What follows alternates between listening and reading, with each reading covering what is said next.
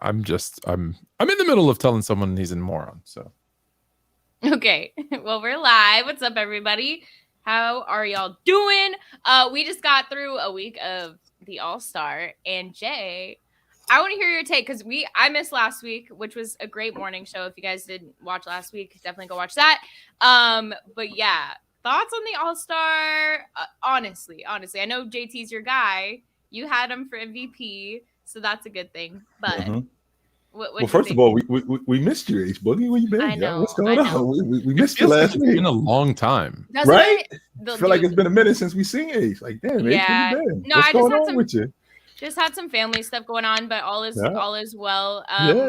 And then now we have a snowstorm, so it's just like one thing after another. But Are yeah, you still in Portland? yeah, You get snow? yeah. We got like 7 inches. Did you not hear Dame's rap?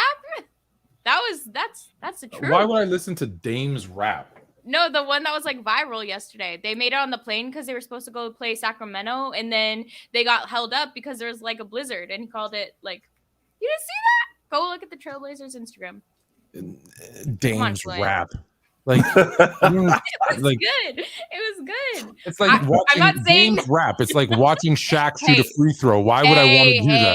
Hey, we're not going to talk. I don't know if that's the same thing, Tone, because Dame actually can rhyme. You're right. You're right. Shaq's free throws are better. Not the same thing. Dame can actually rhyme, and he's actually good too. So Dame is not whack as a rapper. He can rhyme. No. If he can rhyme, why is he reading the words off his cell phone? Well, he just wrote it right then and there. It was a freestyle. It was just not only that. In the words of the infamous Tretch from Naughty by Nature, some of you dudes don't write your rhymes down, and it sound like it. You can write your rhymes down. Go write your rhymes down. It's okay. Everybody can't just spit off the top of their head. No, some of you dudes don't. Some of you dudes don't write your rhymes down. So if Dame Tupac wrote his rhymes down, just because Big or Jay-Z doesn't. He was a poet though. That was different, right? And come on, man. Are we really? Is Dame okay? Is Dame really like? Is Dame really that dude? Tone, if you listen to him rhyme, he's nice, yo. Yeah. He can rhyme, yes. Yeah. I think it's more lyrical. Like he has lyrical depth, which I personally appreciate. But some of it, I mean, not all his songs are for everybody, but I like a few of them for sure. Like they're good. I heard Lonzo Ball. I'm going with double D in the chat. I heard Lonzo Ball raps better than Dame. Is that? No. Is that true? Lonzo is not my cup of tea, but I feel like he's more for like the younger generation. Right. Like, you can get down with that, but not necessarily my. All right. Well, before we get into the All-Star Crap Weekend, All-Star Crap Weekend. Yeah, that sums it up. Can we play our game first? Oh yeah. What game is this? We got to start bench cut. Uh-oh. Okay. You ready? Ready. What are you up to? I don't know. I'm nervous. What are you up to, Tom? I just want to know. All right, here we go. Start bench cut. You ready? Let's do it. So first I'm going to get your opinion.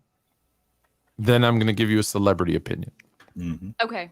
I like it. Or do you want the celebrity opinion first and then your opinion? No. Let us go first, I think. Here we go. Cool. Start bench cut.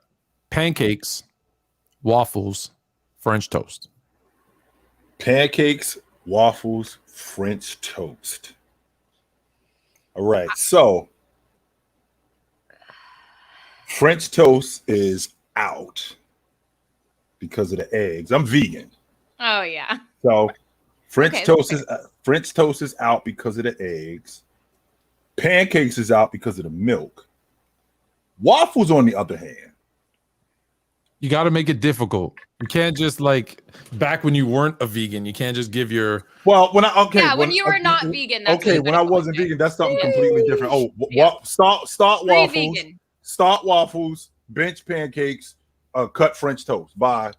Why are you cutting French toast? Bye. All French toast is eggs and I'm sorry. All French toast is bread dipped in eggs in a pot. No, beat it. I'm good. I'm straight on French toast. No. Okay. Playmaker.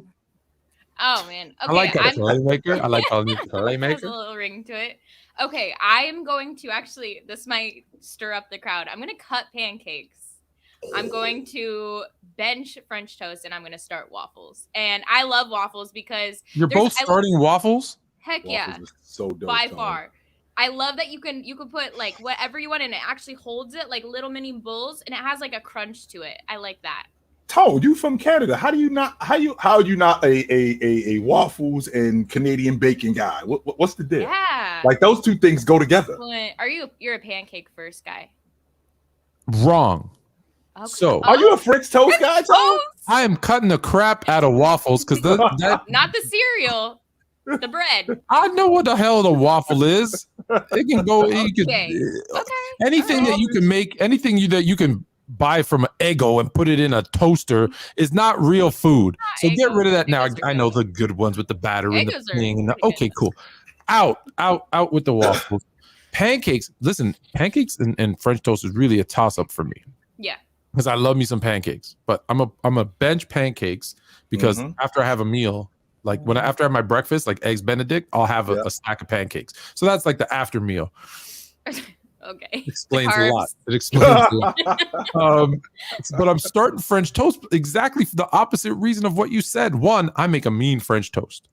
Okay. Two, when you make French toast, yes, there's eggs, but you also have magic baking powder, cinnamon. After you dip that in there, you fry that up and you put icing sugar on it, and you can put bananas, strawberries, syrup. Same thing with waffles. It's delicious. Same thing with waffles. It's delicious. Same thing I think with it's the waffles. texture that gets me. Like Hold I'll on. eat it, but It's like soft in the middle, and if you do it right, like I do, there's a little. The crust gives you that crunch.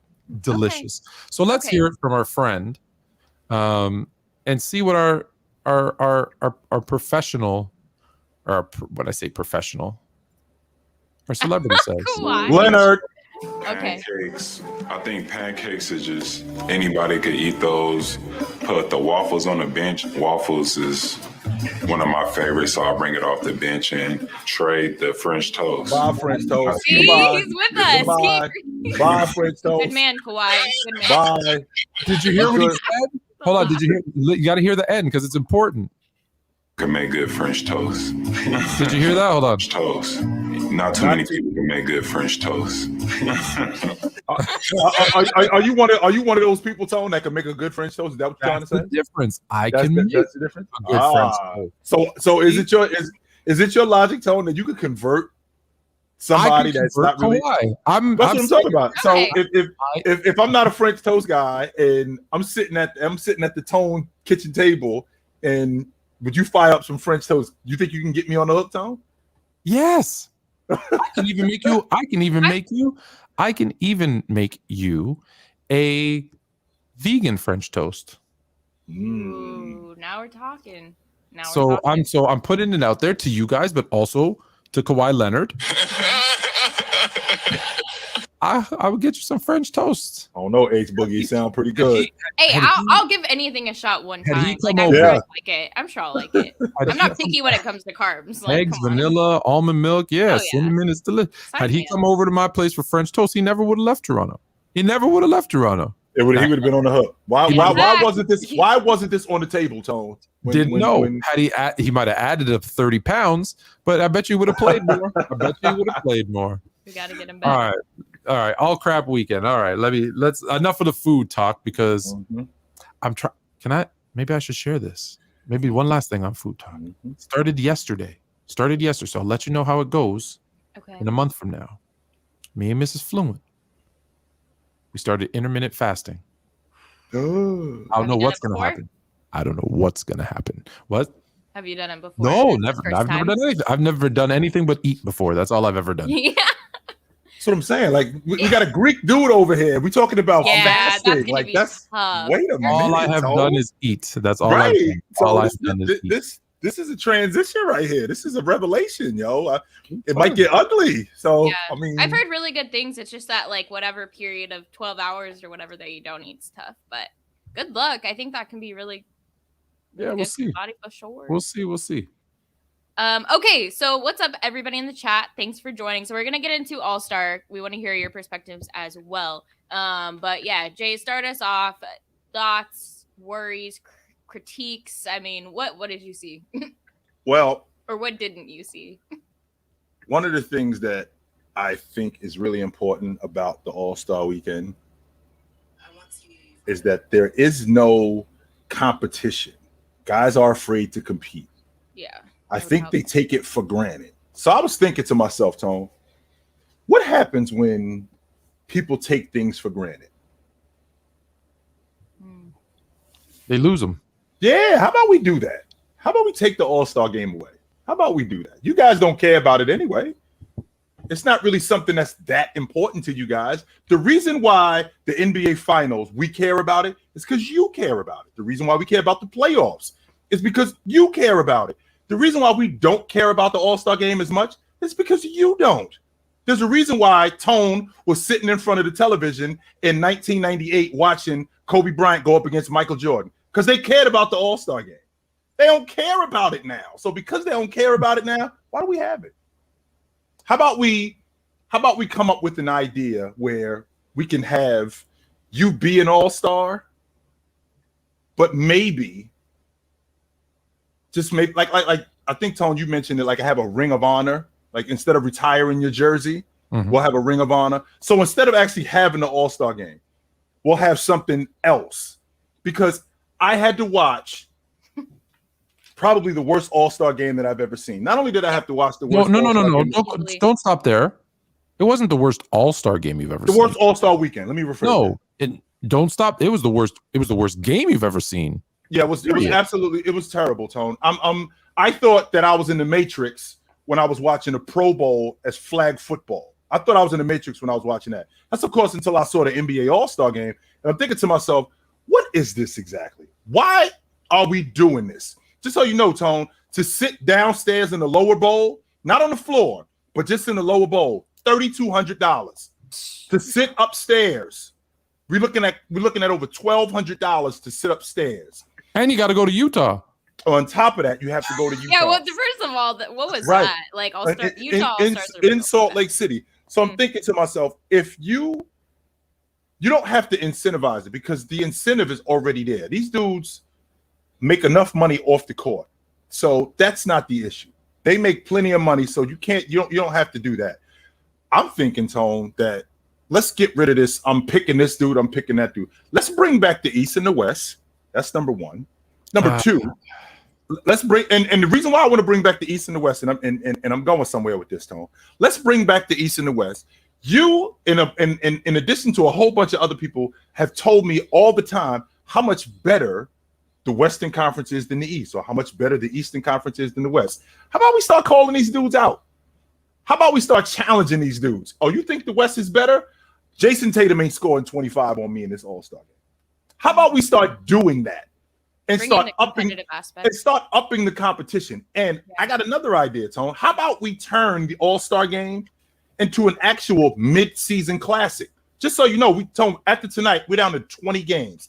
Two-thirds of the season is already over. So these dudes are essentially gassed, right? Even though they don't really play that much, but a lot of these dudes are gassed. So how about we start, the mid-season is around January the 8th or the 9th. So how about we have it right in the middle of the season when it's supposed to be, halfway through the season, have an All-Star game where guys are still relatively fresh. And then, like I just said, what we'll also do is we'll add some competitiveness to it. How about start calling guys out? And what that's going to do, that's going to spill over into the regular season.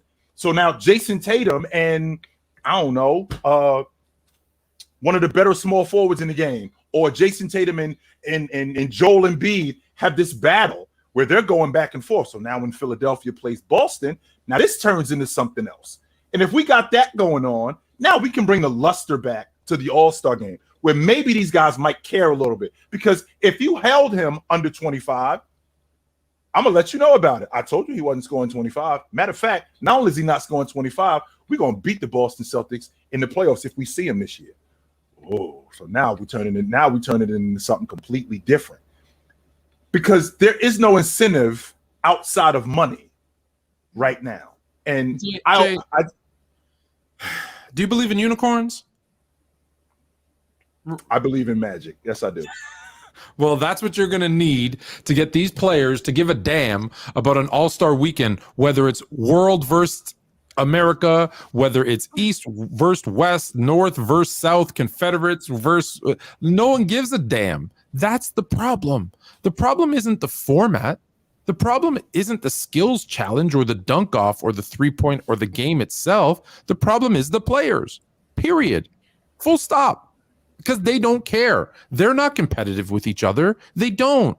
We're in an era right now where they want to play together.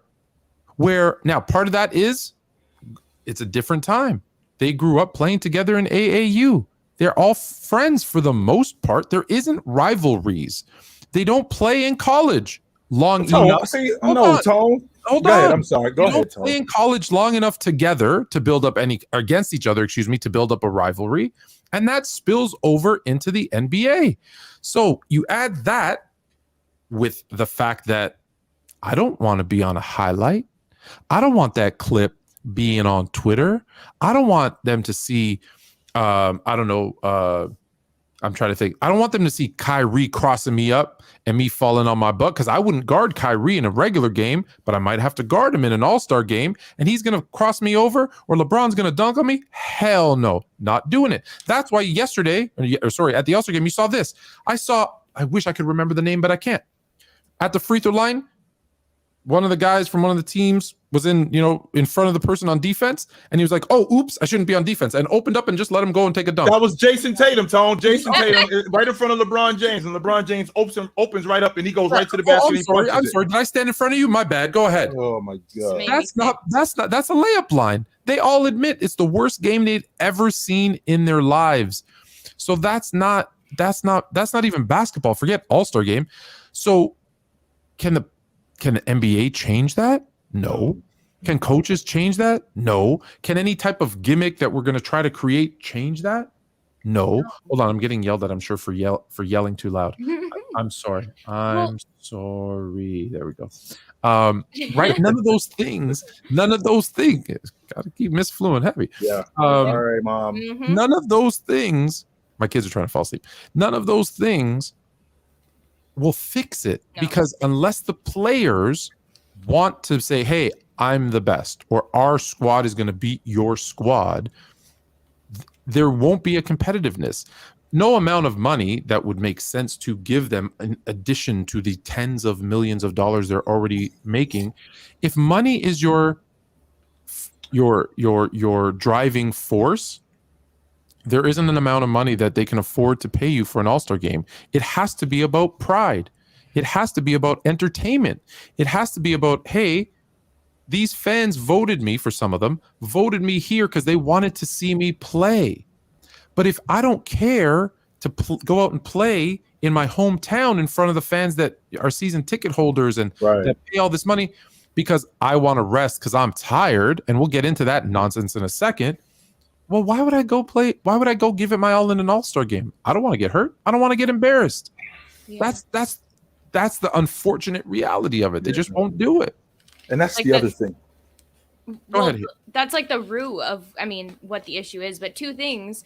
One, this comes down to like the relationship between fans and players, which, that's the only reason this, it happens because it's part of the business. It's what they're to do. But like, I feel like that's been destroyed by social media, if that makes sense. Like, I don't think players really necessarily like fans. You're seeing more and more players getting off social media because they don't want to have all that in their face. Like, I get that too. But at the same time, like, I know this isn't probably a realistic possibility, but an All-Star look is like something that goes on your forever resume, right? And so if you don't play in the All-Star, unless All-Star game or whatever, participate in the weekend, when you're nominated, unless you're injured terribly or like, for some major reason, like I feel like you shouldn't get that on your resume. Like you shouldn't get the All-Star title. I take it a step further. No, you're onto something. Yeah. You're brilliant. You're onto something. Wait. Barring a huge injury. Yes. Okay. Yes. A huge. Like you were already injured. Yeah, you're already injured. Unless you play in the All-Star game, you don't get it. You don't qualify for the end of the year awards. No MVP, no sixth man, no All-NBA, no all defense. That's a requirement. You got to play in the All-Star game. You have to play 70 games or 65, whatever the number is, 65, 70 games, and be present in the All-Star game. Brilliant. I love it. See, there's incentive to you get about like, there's an exception. There's an exception. If you're really hurt, like Kevin Durant. Yeah, KD. Right? KD is like Giannis, like sure. Right. I watched KD work out yesterday, and he didn't look hurt. He looked pretty sharp. Well, That's number one. But I'm okay with KD because he was hurt before, and for him to come in and play, like LeBron missing all those games and then coming to play in the AllStar game, that's a bad look. Terrible. KD at least was hurt before, didn't play in the AllStar weekend. That's okay. I think you give him, to Hailey's point, you clearly injured. Okay, Right. you get the exception rule. Right. You get the Yeah, exception of rule. course, of course. Sure.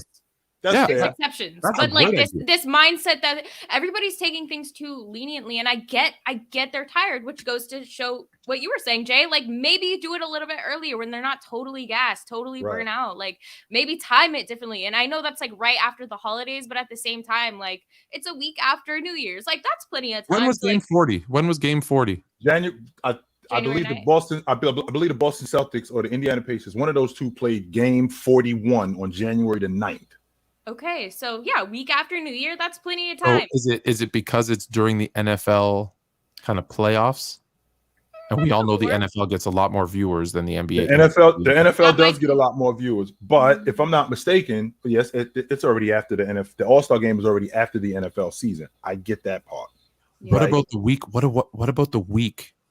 Why don't? Oh man! Oh, my marketing mind. Before the Super Bowl? The week before the Super Bowl, the NFL and NBA do like a collaboration for NBA. I don't know if to work with the NFL on this. The only thing that I think the Pro Bowl is the week before, right? And don't even get me started on the Pro Bowl. Tony. Yeah, I watched the flag football game on Pro Bowl. I did 20 years ago, if I told younger Tone, I'm going back in time and I'm telling younger Tone, this is me today, and I'm going back 20 years ago, and I'm telling younger Tone, hey Tone, listen, 20 years from now, the Pro Bowl that remember when you saw Sean Taylor about knock the kicker's helmet off? Remember that guy? Just so you know, the Pro Bowl is going to be a flag football game. No pads, no helmets, no nothing. You're going to be like, yo, number one, who is this dude? Why are you talking to me? And number two, this is the goofiest logic that I've ever heard. Get away from me. What are you talking about? Tone, the All-Star game used to be an honor to play in. Yeah. Glenn Rice didn't look at the All-Star game when he played in 97 for the first time. Like, all right, I'm just going to go out here and I'm not going to, get hurt. No, he was like, yo, I just don't want you to airball, but I'm going after Scottie Pippen. I'm going after Latrell Sprewell. I'm going to do that. I don't think that mindset just doesn't exist anymore. No, that's And the it problem. sucks that it It's doesn't. the mindset. It's who people are now. It's the generation. It's the attitude. And also, when you see the stars that used to stud like the entire arena when the All-Star games would come, did you see who they had? They could only get Karl Malone. Nothing against Karl Malone, but like that's who they got. That dude didn't even want to be there. You had like D Wade, and that's about it. Like nobody was D-Wade there. had to show up. Isn't he a part owner of the Jazz? Yeah, he is. a part owner That's of the exactly Jazz. why he was there. Yes, he is a part But owner So of it's the just Jazz. like nobody was there, and that takes away from half of the excitement, right? Like that's But Right. even, of the but fun. even it's not just the game though. Like I feel like I'm picking on Jordan Clarkson, but like, did you see him during the skills challenge? He didn't care. He had not. zero That's give his a damn. attitude, though, I Like think. zero give a damn, and that was embarrassing. Like to see, and that bothered me. And I think the skills challenge is another issue where you need to have like people with skill. That's number one, Tone. I think that's really important to be in the skills competition. Number one, you have to be skilled. That's number one. In order to be in the skills Why was competition. Antetokounmpo That's there? like being in a singing competition. What's the first requirement for being in a singing competition? You gotta be able to sing. Well, if you're gonna be in a skills competition, what kind of skills do you have? Yeah. That was, Is this? Do you think this was true? Oh, probably. I mean, I'll take that off quick. But I mean, I feel like it's for the fans. It's an event, Yeah. right? When it's a sport, but it's sports entertainment. Like that's not a bad thing. It's sports entertainment. So make it entertaining. I said this about the dunk off. We had a G Leaguer win it. And that's great. I love that. So you know what? Let the G Leaguers come in. And this was my thought. I thought of this today. I was talking with somebody else and I thought of this. And tell me what you guys think. Because we can do this for all of them, maybe. Allow the G Leaguers, those guys that are world-class dunkers, that's all they do. Mhm. Allow it to be you got to, be voted in, whatever. However you pick these people. Because John Morant doesn't want to do it. LeBron's never going to do it. Like the best dunkers now maybe not do it. If they want to be in it, great. But open it up to those world-class dunkers and the G Leaguers And instead of having the best dunkers in the world from the NBA go, who I don't feel they want to do it as anymore. Let them be the judges. If I had a panel, just think about this. So I have McClung and whoever else some other world-class guys are who aren't in the NBA. But the panel of judges is LeBron, Ja, Vince Carter, Michael Jordan, Dominique Wilkins. Those are the 5 guys. That's a thrill. That's going to be exciting for us to watch, to see how they rate these guys, the greatest dunkers of all time, rating these guys. And for them, it's a thrill. And then the winner, I've said this before, gets a 10-day contract with the host city. Well, Tone, that's the problem. The NBA, it's called, what kind of dunk contest is it again? So I'm clear? The the Fizzy dunk contest is what it's called. The Fizzy. It's sponsored by Sprite. Who's it now? But when you the winner is, let's give them their props. But the winner is what kind of dunk contest champion? Nothing. Just make it the dunk contest. One more time, H Boogie. One more time for the people. The NBA dunk champion, which means that this is about NBA players. So if it's going to be about NBA players, right? So if it's going to be about NBA players. How many minutes has Matt McClung played for the Philadelphia 76ers, sir? 0. So then it's not an NBA dunk contest. They finished that this year. But that's half the reason it started off. Like nobody wanted to see that. I'm sorry. Makes it even worse, Tom. And the way they grade, they've always kind of like ranked or what do you call it, scored them badly, but that's fine. We don't really care. We just want to see somebody with talent performing. That's right. You know? That's all we want to see. From the NBA, Tone. That's why it's called the NBA dunk contest. And people, we know their names, not you Mac. Know what? We you know knew what? Mac. We didn't so know. You know what? Hold on. So you let these other people do it, and what'll happen? The players will get a bunch of backlash. They'll get a bunch of bad press, and heaven forbid someone hurts their feelings, and they'll say, you know what? You're right. We're all in it again. That's what's the worst part about it, though, Tone, because if you get, let's say, some high flyer from N1 or something like that, and he gets in a dunk contest, I can't get shown up by this dude in N1. So the possibility that I might get shown up by him, I'm not even going to entertain that.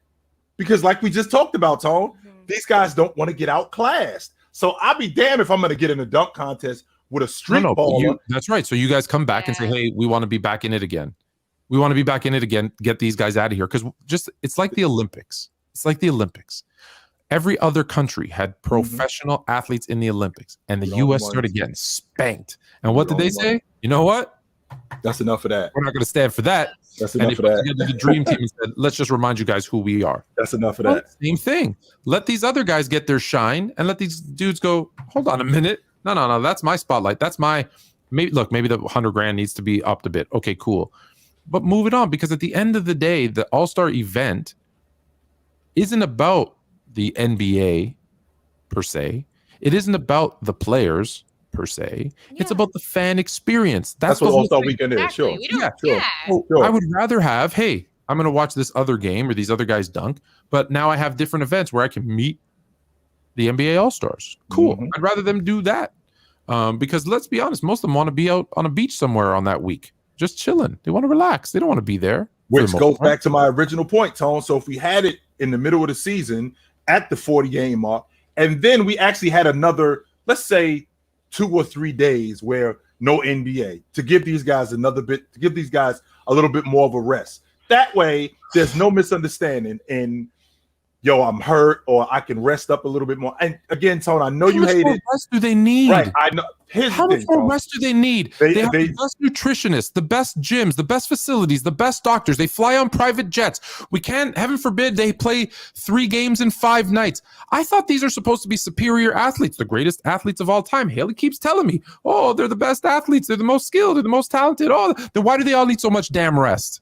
Why? It's not that. It's not their bodies. It's the attitude of this time. But we're gonna move off this subject because we could go. We have great ideas, but is the NBA really going to utilize them? Probably not. Yes, Adam Silver is actually calling. Yeah. He's calling right now. Okay, cool. Tell him I said what's up, Tom. And I'm just gonna drop this. My fan. Oh, cute. Just because nobody was complaining as bad as this last year when Steph played, so I'm just gonna say that. Anyway, so Steph, that's correct. It's the only thing. That's why it sucked, because Steph wasn't there to keep everybody in line. We know how much of a okay. No, we're not. No, okay. So we're gonna move on because we're we're gonna talk kind of a lot of old school / modern Fluent. Yeah, go ahead. I just want to say, because we're gonna get some super chats. We have some super chats, but most of them are not All-Star Game related, but Angie Cars is. Yeah. So I thought we could do Angie's since it's All-Star Game related. Okay, I love it, Angie. Okay, crazy idea. Have their portrait hung up in every arena for that year until the next All-Star Weekend, and the NBA donates $1,000 for their charity for each day they are the reigning champs. For the dunk contest. Oh. Okay. For the dunk contest. All right. That could be dope. And sure. which goes back to Tone's idea. I'm not really sure that these players would love the fact that, let's say me, for example, I won the dunk contest and my portrait is hung up in every arena. You guys are going to be like, yo, if you don't get that down, we got to get this. We got to get in the dunk contest. We got to get in the dunk contest. We have to. Because we can't have this dude or some random dude on the street, off the street, or in the G League winning the dunk contest. Get him out of here. That's true. Okay. Eric Dupree, thanks for your super chat. Players are more concerned with their image instead of playing competitive basketball during All-Star Weekend. That's why you'll never see them go at it 100. For sure. That's for what sure. it is. Agree. That's what it is. Is it that old white man can't jump mentality? Remember when Woody Harrelson is like, all you care about is looking good?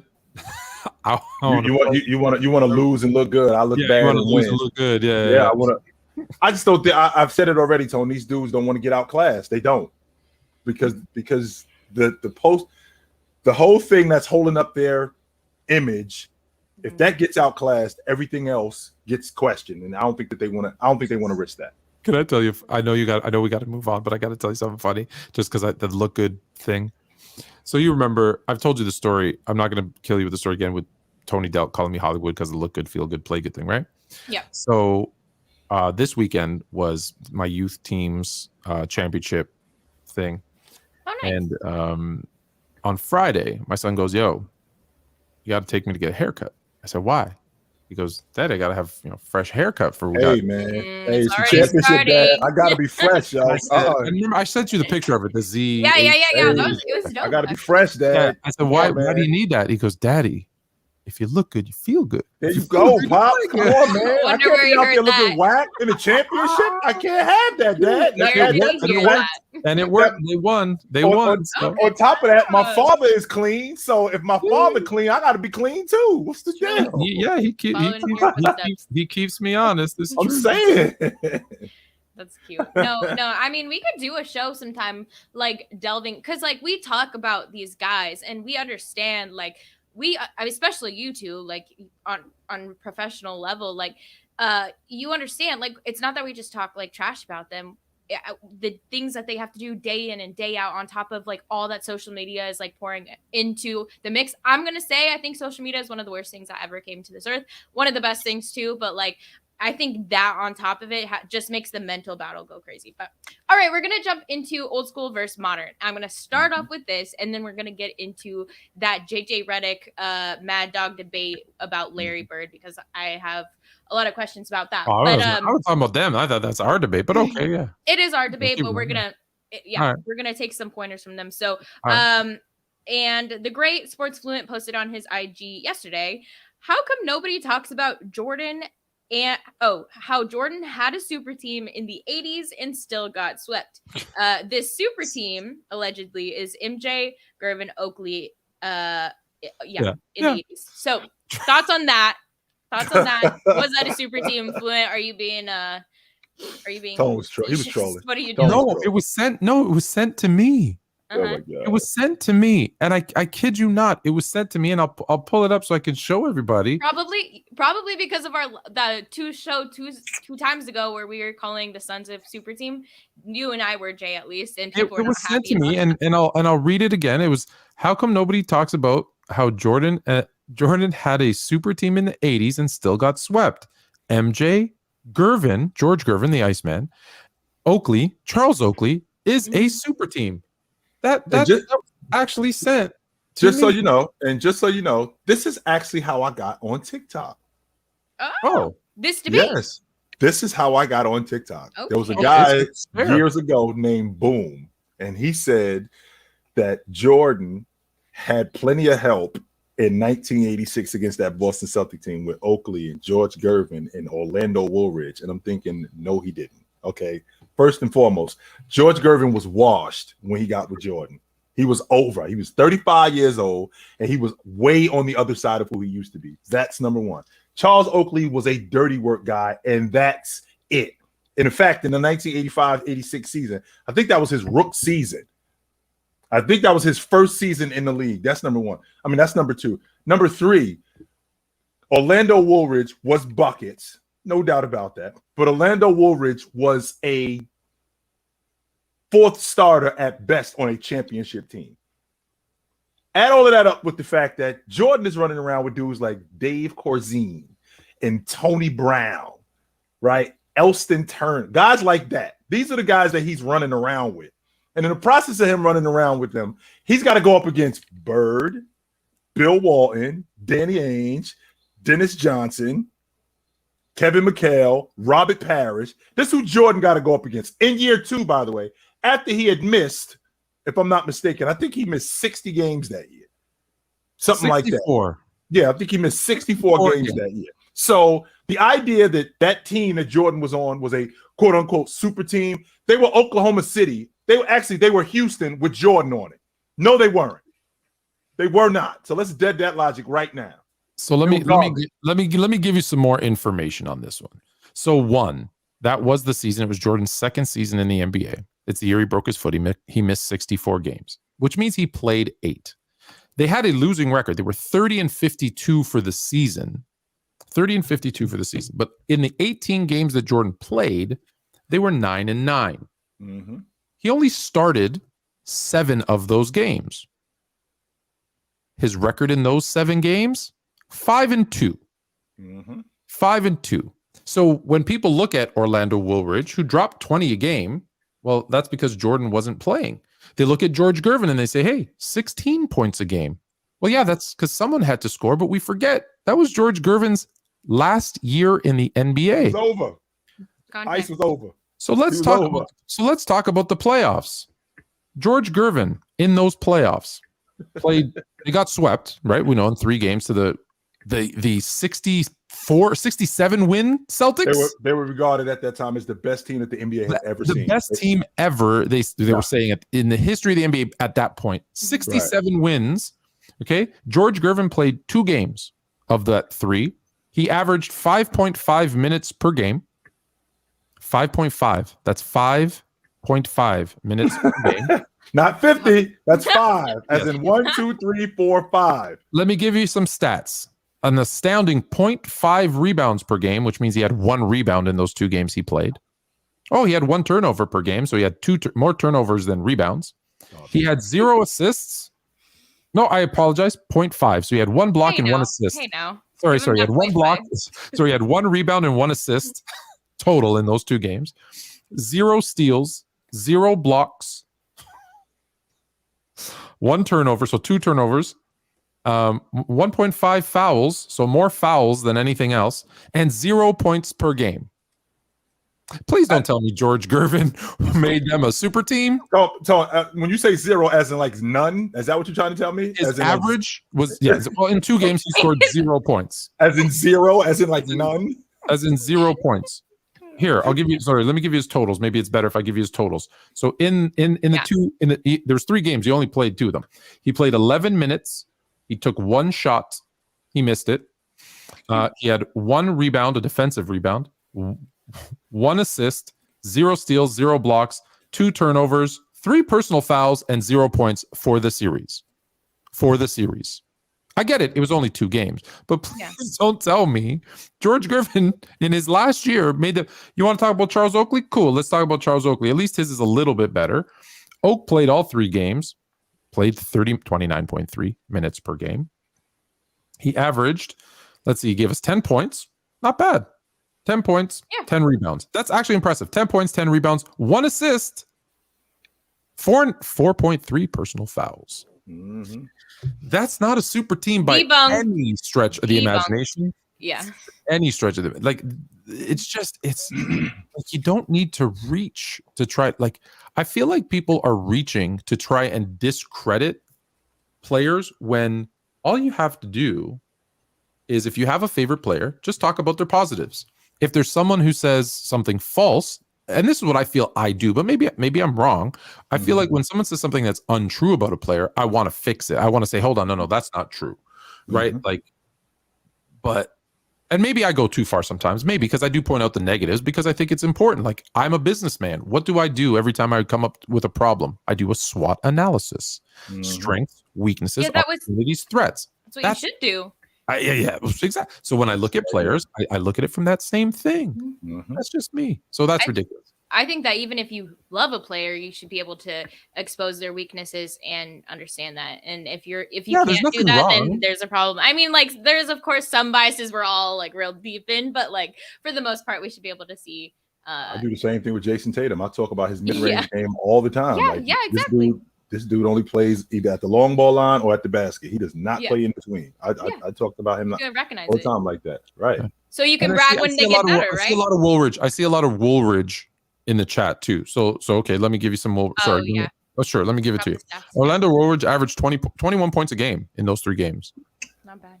Is 21 points, 4.7 rebounds, 1.3 assists.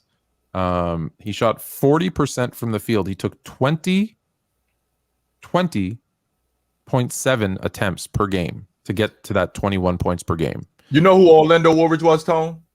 He's Jeremy Grant, except a better athlete. That's who he is. But that's Jordan's help, though. But he was nothing on defense. Go watch. But hold on. But the thing is, can I just quickly? Jordan averaged 43.7 points on 30 shots. I think that's a little bit better than Woolridge. Just saying. A little bit. They love talking about it. Well, here he averaged the most points, the most rebounds, the most assists. Like, he did great. Anyways, who cares? The fact of the matter is, George Gervin and Charles Oakley. Yeah. Not super deep. I think that was Oak's second year. I think that was Oak, either a rookie or his second year in the league. It was Jordan's second year in the league. Guys like Dave Corzine and Tony Brown. These are the dudes that's running with Jordan. What was that Shaq when he was on the Cavs? That was the Cavs a super team. Right. That's where you have to go with you. You know how much I love the Diesel. He was over. Yeah. Shaq was over when he got just on. Because Cleveland. He has the name doesn't mean he still has the talent. No. Right? Okay, maybe Gervin had the name. Oakley never had the name. No. He doesn't even have the name cachet. No. That was ridiculous. So okay, kind of going off of that, and I think what plays into these conversations when we talk old school, modern, is that you have to look at the context of all these situations, right? If you just look at the box score, that's never going to give you the full picture. Some people rely on stats more. I get it. I personally am not like a huge stat lover, but you have to like bring in the eye test and all that as well. So of course we saw the debate between JJ and Mad Dog. Okay. And basically, if you hadn't watched the chat, Mad Dog basically laid out like he was calling Larry Bird one of the greatest shooters of all time, which, okay, that statement, sure, we can roll with that, right? Whether you like Bird or not, like he's not everybody. He kind of reminds me of a Jokic in a way. Like there's things about him, like not everybody likes him, but he was so great. So, okay. So basically when they started discussing this, they started discussing the 3-point line and Larry's ability to shoot threes. And then he said that he was possibly one of the 3 best 3-point shooters of all time. Of course, we know Larry played in the 80s, right? The 3-point line had just been introduced. And I think he shot like around 40% throughout that period. So he was a great 3-point shooter. Jay, what are the things that are missing? Like, what is the context surrounding that? And is Larry Bird a top 3-point shooter of all time? The first problem that I had with this debate was the tent, the post holding up the tent was volume, because it wasn't Larry Bird's ability to shoot the long ball. because he did that.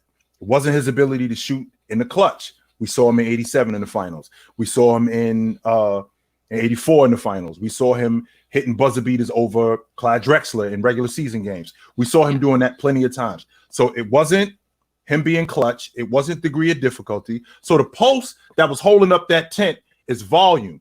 Well, if that's what we're going to do, then now we got to do that with the guy rebounding the basketball. We got to do that with guys scoring the basketball. We got to do that with guys playing defense in blocks. So if you're going to tell me that because his volume wasn't as high, that means that his production wasn't as high. Just so you guys know, Steph Curry just passed Scottie Pippen this season on the all-time scoring list. There is no amount of money that I can get Tone to tell anybody that Scottie Pippen is a better scorer than Steph Curry based on volume, based on production, because this guy has these amount of points. So if you're telling me that, then that means that we got to do that with scoring, we got to do that with rebounding, we got to do that with blocks, and we got to do that with steals. And if we're going to do that, you opening up a can of worms that I'm not sure that you really want to open.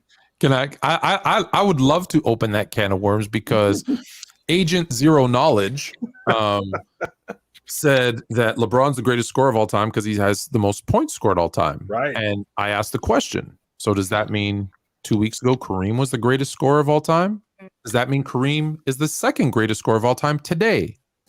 Does that mean that Elvin Hayes, I love Elvin Hayes. Me too. That means Elvin Hayes is a greater scorer than Kevin Durant.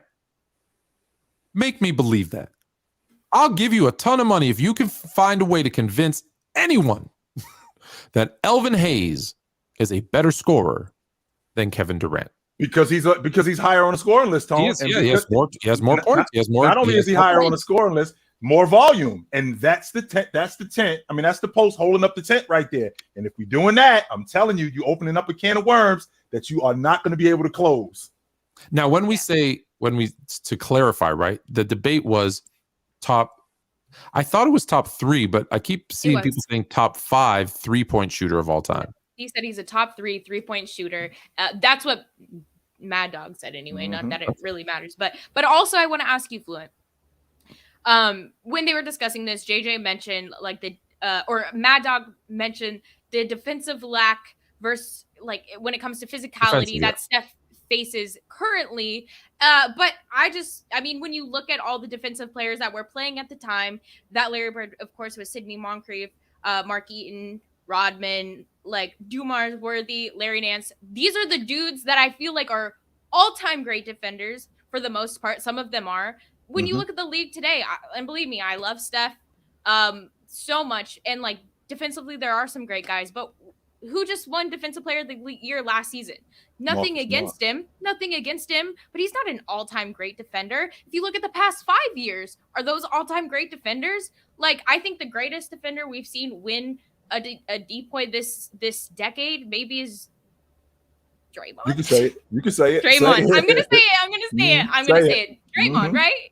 So, yeah, Fluent, what do you think defensively when it comes to that? And do you think that was even a valid argument to say Steph doesn't face the same? Okay, so man, here comes. I'm going to get the hate on this one, but here we go.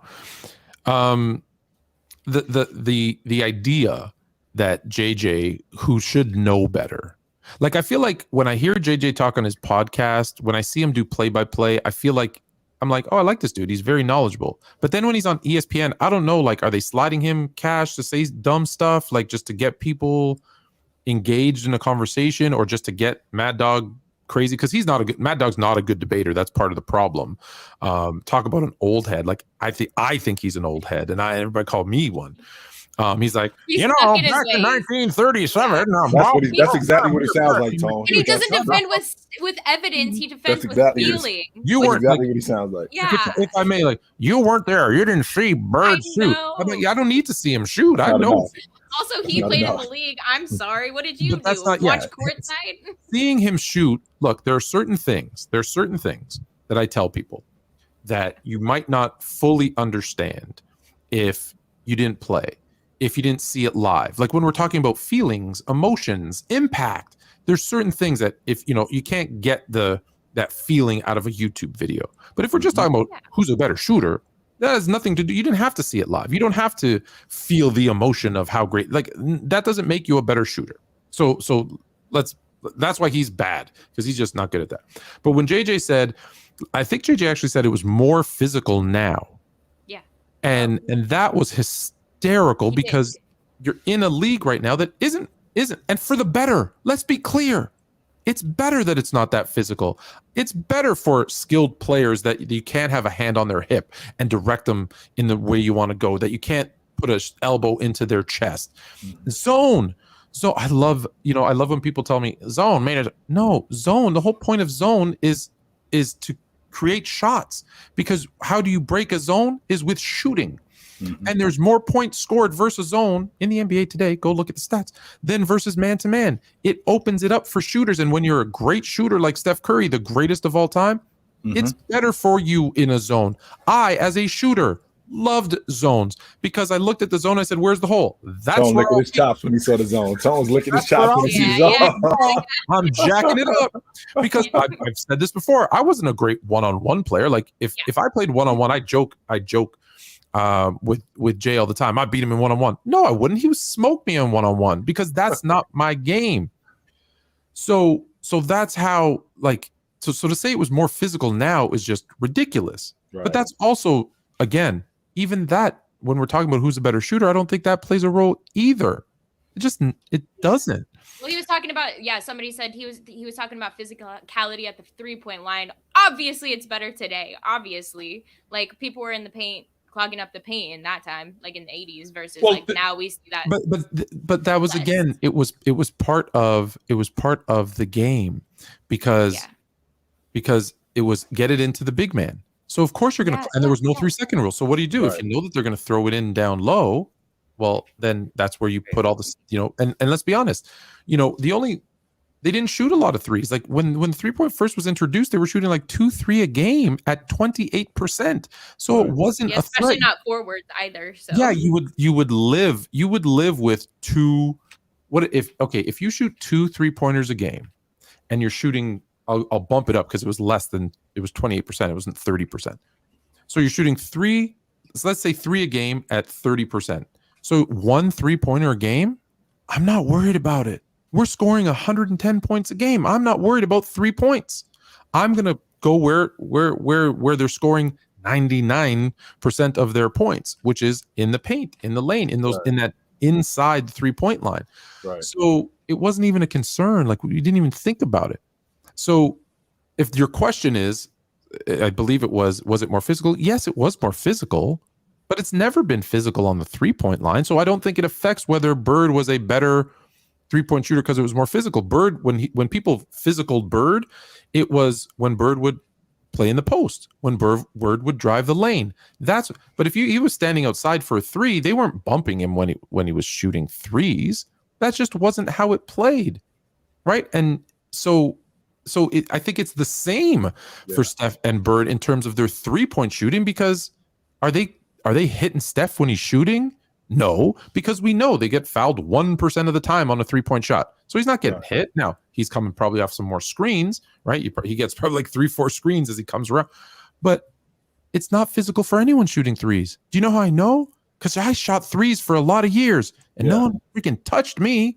Right. It was in the 90s. It was wonderful. So the whole physical aspect when we're talking about 3-point shooting, it's a non-valid point. It makes absolutely no sense. Well, first of all, Tone, the reason why the NBA softened up the league was because they wanted to up the production in terms of points, because we all know what sells. Points sell. People want to see offense. So they had to lessen the physicality in order for that to happen, right? So when that happened, you saw guys who as less physical as they were at the 3-point line, it became even less than that, right? So then you got guys like Bird who are getting beat up on the box. They're getting beat up in the mid-range. Now you're pushing them further away from the basket. And not only did the 3-point line not be modernized, just to give you an idea, H, when you got fouled on a 3, you only got 2 shots. You didn't get 3 shots. That wasn't until later on. Yeah, you only got 2 shots. Wait, you didn't get 3. Yeah. Originally, when he got fouled on the 3, it was always 2 shots. But That do you know wasn't. what year it changed? Was it like? I think 90s, it was in the. I think it was in the 90s when it actually changed. I feel like it was 95, but maybe I'll double check it. But I was pretty sure it was 95. Let me double check. So they basically went over a decade before when you got fouled on the 3, you only got 2 shots. They went over a decade to do that. So to think that a guy who shoots the long ball in Larry Bird 2-3 times a game, how he wouldn't be able to do that today. Same idea that when I heard about, like, I brought up, I believe, Bill Laimbeer, and I brought up him being one of the original stretch 5s. Well, he only shot 1 3 a game in the 88-89 season when they won it, 89-90 when they won the NBA championship, and he averaged 2 3s a game, right? And he shot the long ball at 36%. Now, with him shooting the long ball at 36%, this is a condensed offense, H. Right? Mm-hmm. This is the big man being in the post. This is the lane being clogged.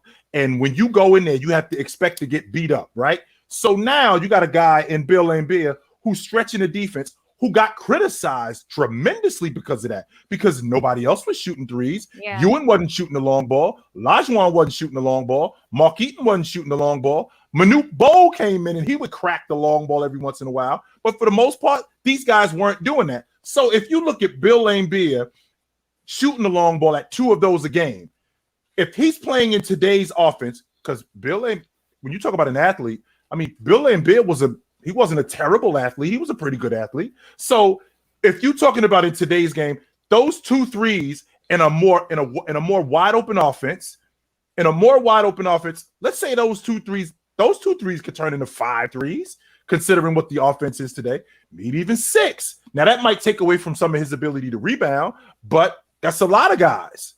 So who would he be in today's game? Kevin Love, Vooch. He'd be one of those guys. As nobody's saying that I'm looking at him like one of the best power forwards in the game or one of the best 5 men in the game, but he would absolutely be that. So to say that he couldn't play in today's game, he might not be able to play defense like that. But remember, the bad boys weren't always the bad boys. They became that. And they became that because the NBA had allowed that. Bill Laimbeer could play defense, but there was an intimidation factor for him beating guys up. And once that went away, he still had to play defense, which he could. He wasn't terrible. He could play defense. Same logic with Larry Bird shooting long balls. Larry Bird shooting the long ball. If Larry Bird is shooting the long ball at 2 long balls a game, 3 long balls a game, if Boston's offense is now wide open and it's faster and he's more stop and pop, well, those 2 3s could very well turn into 4 or 5 3s a game. Now we got a different volume where Larry Bird, instead of shooting 2 3s, he's shooting 5. He's shooting 6 3s. I'm 100% confident that he will be a much better 3-point shooter today than he was back then. Well, yeah, the pace of the game then too was so much slower. So yeah, you picked that pace up, and it was faster. Yeah, exactly. So you picked the pace up, and I mean, it's possible, but I think to say that he is one of the top 3 greatest 3-point shooters of all time, like, could he have been? Maybe. Is he? No. Like, right? Like, I just feel like that's discrediting, you know. And again, H, it's because of the idea is because of volume. Yeah. It's because of it's not because of anything else. It's not because of degree of difficulty. It's not because of clutch. It's not because of big shots. It's not because of any of that, because he did all of that. It's because of volume. And if we're doing that, then we got to do that with a guy scoring. We got to do that with a guy distributing. We got to do that with a guy rim protecting. We got to do that with all of those guys. And I'm standing on its own. That's a can of worms that I think a lot of people aren't ready to open up, because there's going to be a lot of ugly conversations. Do you have Bird as a top 3 or top 5 3-point shooter in the history? I do have him as a top 5 3-point long ball shooter. Yes, Who are your top 5, Jay? Curry, Allen, Klay Thompson, Bird, Reggie Miller. Okay. Fluent? So I don't have him in my top 5 of 3-point shooters, and everything that Jay said is correct in terms of the volume. He didn't shoot the volume. Now, he didn't shoot the volume because the NBA didn't shoot the volume. Like, if you think about it, when he shot more than 2 per game, he shot over 40%. Like, he was a really, really good 3-point shooter. And some people want to bring up, like, oh, he won 3 3-point contests in a row. That means nothing. That means nothing. Yeah, no. The 3-point contest means nothing. I love my line. It means nothing. It means nothing. Because it's a contest. Like, I don't care. Yeah. I shot more He's playing defense on you. I made more than some NBA players. That doesn't mean I'm ready to lace them up in the NBA. It means nothing. So when you look at Larry Bird, though, here's the thing. So he averaged, I want to say, just under 2 per game for his career. Mm-hmm. If you look at it in comparison to the years he played, they went from 2 to a high of 6. So in the years that he played, they averaged about 4 per game as a team, and he was shooting 2. So find me a player. It would be the equivalent of a player today. This is why it's so hard to do. It would be the equivalent of a player today shooting 17 threes per game. Come on, Tone. Who doing that? His team shoots 35 or 36. Right. Who just one dude. So not like 2 or 3 guys, Tone. Just one dude on the crew. Imagine one shooting dude 17 threes a game. 17, 18 threes per game and hitting them at 40%. Yeah, come on, man. The problem is, and this is what keeps him out for me. Did he have the potential to be a top 5, top 3 3-point shooter? 100%. Did he have the skill? 100%. Yeah. What he didn't have, though, that matters, he didn't have the opportunity. So because he didn't have the opportunity, I don't know. Could he, like, if he shot 10 a game, is he still at 40? I think he's 37.8%. No, I don't think that's let's call it 40. So if he shoots 10, does he keep shooting it at 40%?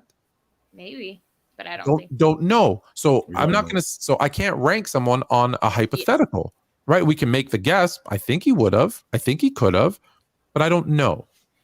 Where I said to, I put this out there like for Mad Dog, and I said, dude, like, if you're going to make a case, that's your case, is that he was shooting half of his team's threes, regardless of the low volume. And he averaged 38% in a league in those 10 years, in a league that averaged 29% over those 10 years. Yeah.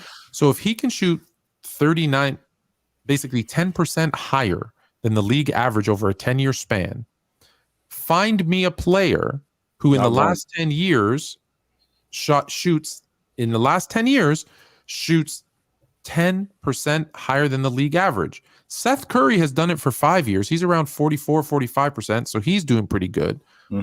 I want to say Brogdon did it last year, but I mean, to find 10% higher than the league average. But I also think, but that's 1 year, 5 years. So this guy did it for 10 straight. Now Bird did it for a decade.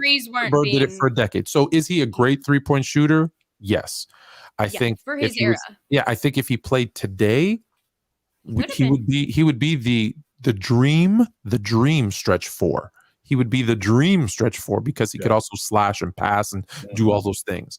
But for me, the only reason he's out of the top 5 is he was born in the wrong year and he just didn't have the opportunity. Because when I see guys like Steph, like Clay, like Reggie, like Ray, like Steve Nash, who gets completely ignored in this conversation, which I think is crazy. Those guys did it, and they did it with volume, more volume than him. So it's hard for me to put him based on if he could have, but he didn't. So that's why but you can when people say you can't make a case, no, you can make a case. You can make a case, sure. I'm just not like I said, I just don't, again, Tone, for everything that you just said is 100% correct, but everything that you just said goes back to the one thing, which is the post that's holding up the tent, the volume. That's it. Yeah. That's what it all boils down to. So when we doing that, it's a different argument when you're talking about not just shooting the long ball. It's also when you're talking about scoring. This guy didn't shoot as much as this guy did. This guy didn't shoot as much as this guy didn't rim protect as much as this guy did. Except he's a better rim protector. This guy didn't score as much as this guy did. Except he's a better scorer. So I think that can of worms that you opening up. But we're not talking about totals. I'm not saying Bird didn't make enough threes total. I'm just saying he unfortunately played an era that didn't shoot it a lot. Right. So it's different with rebounds because, give or take, there's still about the same number of missed shots. So you still have the same opportunities for rebounds. You still have the same opportunities for assists. You still have the same opportunities in terms of per game to score. That's why I like per game over totals. You still have all those opportunities around the same. Like, don't get me wrong, there's times when it was 90 points per game, 110. Sure, there's differences there. But in terms of 3-point shooting, that's the one thing that we're just doing a lot more of now. So it's I don't think it's the same. Yeah. Okay. Good combo. Appreciate it. I'm trying to find something really quick for you because yeah, here we go. Brogdon. Here's why the percentages, right? Brogdon shoots 4 a game at 45%. I don't even know who Joe is. Who's Joe? I forget on OKC. Why am I drawing a blank on that person? Joe. Wait, how do you spell Isaiah it? Isaiah Joe on OKC. Oh, Isaiah Joe. Yeah, he also shoots about 4.7 per game at 45%. KCP is shooting 3-pointers 22-23 season at 45%. Luke Kennard 44.9%. David Lee Desmond Bain at 42. Like there's a lot of high percentage shooters, but you'll notice in comparison, right? They shoot 4 a game, 3 a game, but then you get to the ones that are a little bit lower. Steph, right? 11.5 a game at 42. Buddy Hield 9. Like it's mostly the guys that shoot 4 or 5 per game. There's a couple of exceptions, you're the great shooters, but it's normally the guys who are lower volume. So that's why, again, I say we don't know for a fact if Bird was shooting 10 a game, if his percentage would be the same as him shooting 2 a game. Like if you I think it was 1.9 for his career. For such a great 3-point shooter, like Jordan shot 1.7 per game for his career. Like it's not the volume is just so low that it's too low because that's what you just read, Fluent. That's proof that the more you shoot, the lower your pot. Yeah, so I can't. That's the only reason I can't get on that bandwagon. Yeah. And I love Bird. I love Bird, and it's not because he's a Celtic. I can't have him top 5 because of that. Yeah. No, that's fair. It's tough. Like I totally see where you're coming from, Jay, because when you get into that volume argument, then you start looking at 2 players that you would never ever compare and have to start saying this dude is better than this dude. There's no way I can sell the argument that Scottie Pippen is a better scorer than Steph Curry. Yeah, you can't use totals. You can't. Wait a minute, what are we talking about here? It can get messy for sure. Right, it could get ugly, real ugly. Yeah, like Tone just said, Elvin Hayes is a better scorer than Kevin Durant. What? Yeah, Elvin Hayes is not. I just want to address this really quick for Matt. The weekend. This isn't a super chat, but I just want to address it because it says Fluent. You're a shooter. Volume drops efficiency. No, yes and no. Yes and no. So there is called an efficiency curve. You can look it up. So as you do something more, practice it more, grow up with it, it gets better and better and better and better and better. And then there's a point where it becomes where it starts to then decrease. It's the point of decreasing efficiency. So when you get to a point where you shoot so many, that's when it starts to drop. So there is an efficiency curve. So it actually gets better for a while and then it'll drop off. So, but also Matt, I think Matt's on the logic that because you are a volume shooter, then you drop efficiency because you're doing this and you're inconsistent. When in reality, no, that's not true. Because if I'm shooting, if I get to a point where I'm shooting, you are. Right, that's what I'm talking about. So if I get to a point where I'm shooting 7 a game and I become a consistent long ball shooter, my efficiency shouldn't drop. Well, there's also in high school, there was a point when I didn't shoot threes. That wasn't my thing that I was asked to do. Then I tell my coach all the time, blame Rick Pitino, right? I went to the University of Kentucky and the whole summer, all we did with Roderick and Tony and all we did was shoot threes in Kentucky, right? I go back, now all I'm doing is shooting threes. And they're like, what the hell's going on? And I was streaky. So one game I would shoot 7, 8, and I'd make them all. Right. But then the next game I'd go 0 for 1. So it took time to get it consistent where it was like, 4 of 7, every game. But there was a point where if you're inconsistent, so that's why the efficiency, it can change from game to game. People get on hot streaks or whatever. So there's so much that goes into it. Yeah. 100%. Okay, let's do some super chats and then we can get into we can have guests on, but I saw some talking about like Russ to the Clippers, so I want to jump in there. But yeah, if you don't mind reading this last one, I'll be right back. Yeah, you were. Yeah. Okay, right back. Alex Pickering. I used to live in Ajax and Pickering. Not that your name's Ajax, it's Alex, but anyways. Fluent. I asked Chill this question yesterday. Who's your all-time starting 5 of what if players? Oh, you threw me for a curve. I know my starting 5 all-time of what ifs. I will go. I couldn't get to the 4. I forgot the 4 spot. All right, so let's go. What if players? I'll go. Who was your point guard? Okay, tell us yours. Just to recap for the people that didn't see you Alex Who asked did I you. say Who's your yesterday? My what if players? Oh, Derrick Rose at the 1, Brandon Roy at the 2, Len Bias at the 3. Who did I have at the 5? Oh, Greg Oden at the 5. I couldn't come up with a 4, man. I was thinking maybe Roy Tarpley. All right. So okay, so we want to, because I wouldn't even start in my positions, because I was going to move, because I know Len was a 3, but I would have put Bias at the 4, because I'd have a backcourt, some combination of Petrovic, McGrady, and Hill. Bias at the 4, and I would probably put Arvydas Sabonis at the 5, because we only saw injured bad feet Sabonis at the 5. I think he could have played like Jokic point forward. I thought he was a better athlete than Joker too. Yeah, before the feet. Yeah, that's what I'm talking about. Before he started to slow down and his feet started to slow him down, I thought he was a better athlete than Joker, and I thought that he was just as good a passer as Joker. No doubt about that. He can make all the same passes. We never got to see it in the NBA, which is the side of it. Yeah, so that'd be mine. I'd go with those guys for sure. Yeah, that'd be my 5. You guys, did you see are you watching the end of this game, Jay?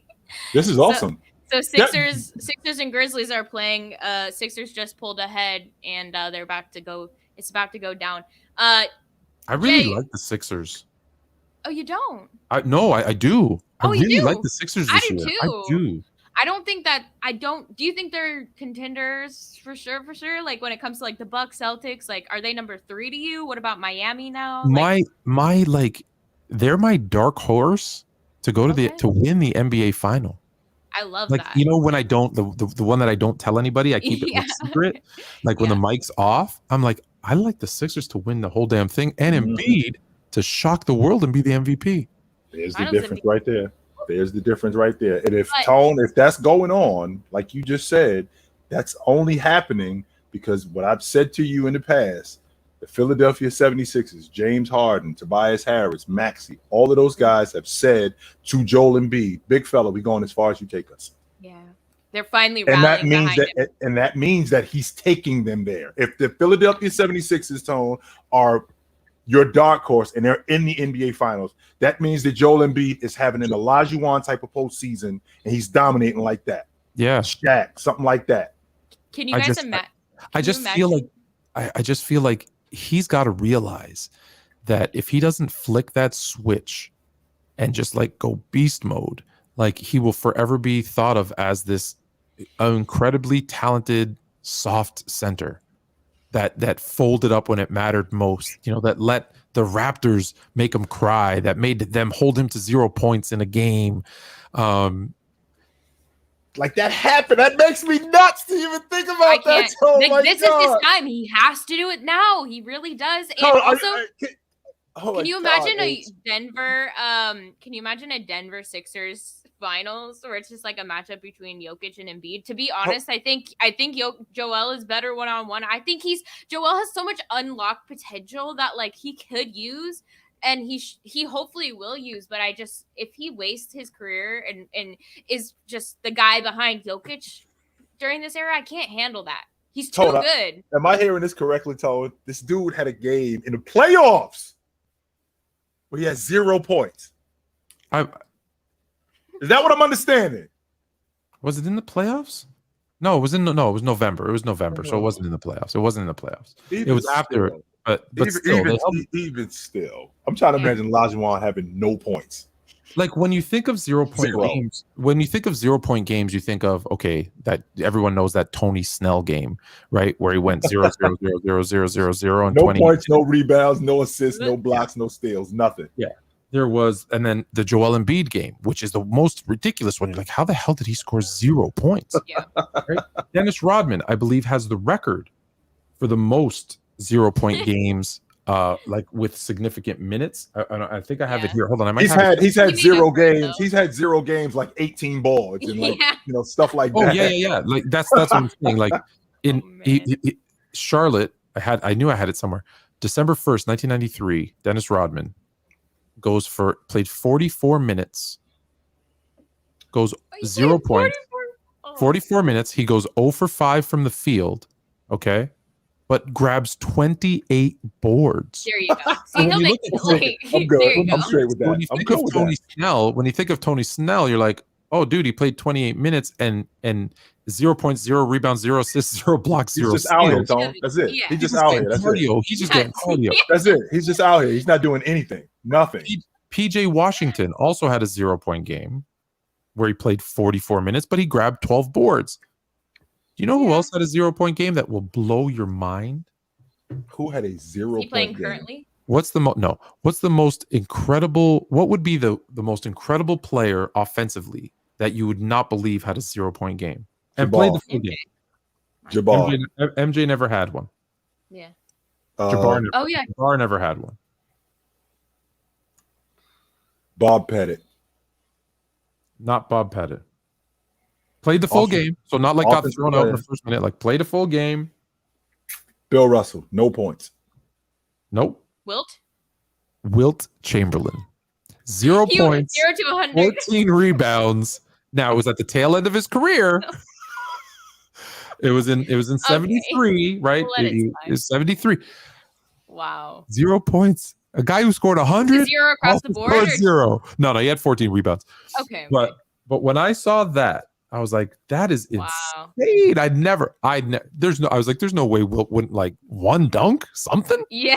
No free throws that game either. So he clearly was 73. So, yeah. He averaged 19 balls a game that year, by the way. 18.9. Yes, sir. Good memory. That's a good memory. He averaged 19 balls a game. Just so you know, the league leader pulls down 13 tonight today. I just want to put that out there. I know we're talking about something else, but do you believe this? I was reading this that like they didn't officially track blocks, but the people who they took 122 of Wilt's games and watched them and said he was blocking more than 10 blocks per game. And the one year where they did track it, it was later in his career, and he had 8.8. So are we seriously saying this guy averaged 30 points, like 25 rebounds, and almost 10 blocks a game? That's not nuts to say that, Tone. That's not nuts. He was to say like that. the craziest. Could he have been the best athlete of all time? Yes. Yeah, I think he was.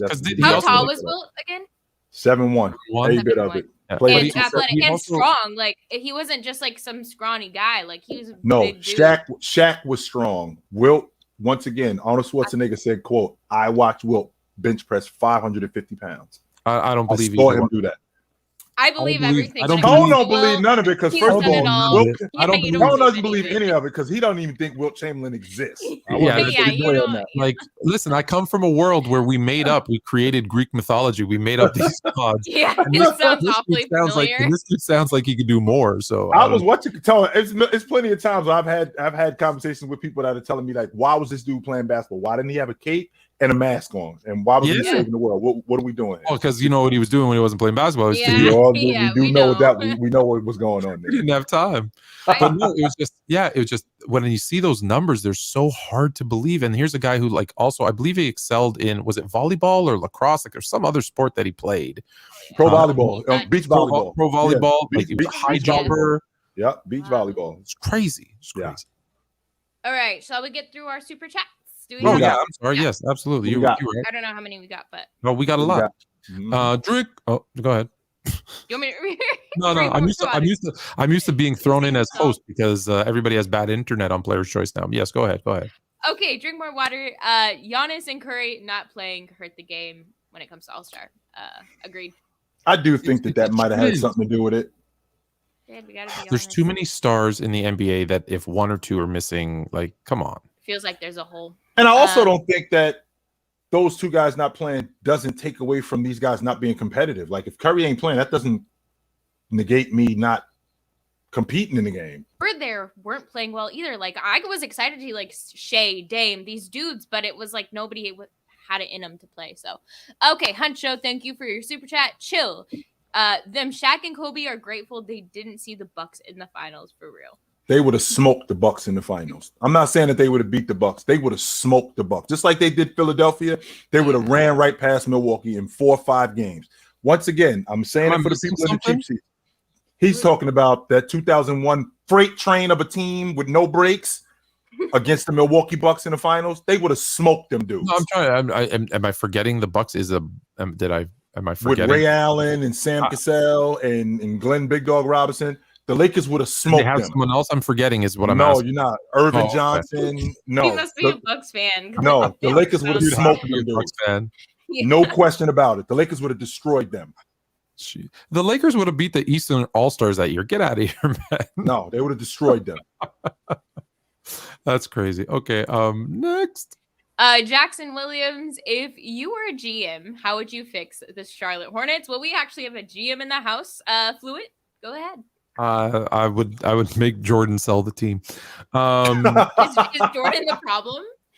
I think Jordan is the problem in the sense that I'm starting to think he's like Jerry Jones of the Cowboys. Is that he's dipping his hand in where he shouldn't, right? Is he really that involved, do you think? Yeah, I think he is. Like, we always hear about him showing up in practice, beating guys one-on-one. I'm sorry. If I'm 22 years old and a 60-year-old man, I don't care that he's the GOAT. If a 60-year-old man comes in and whoops my ass in one-on-one, my confidence is hurt. Why is he in there? Like, taking off this shirt, taking off these shoes. Yeah, he wants to play. Imagine what that does to their like Jordan walks in there with his Skechers on, wide fit, and just like dunks on you at 60. You're like, dude, I can't play in this league. Well, the same thing happened. I just heard this, Tone. During AllStar Weekend, Jabari Smith was asked, do you think you could beat Jordan today? Tone. Oh, I think I saw that. I want to be 100% transparent here. 19-year-old Chill, 60-year-old Jordan, I will destroy him.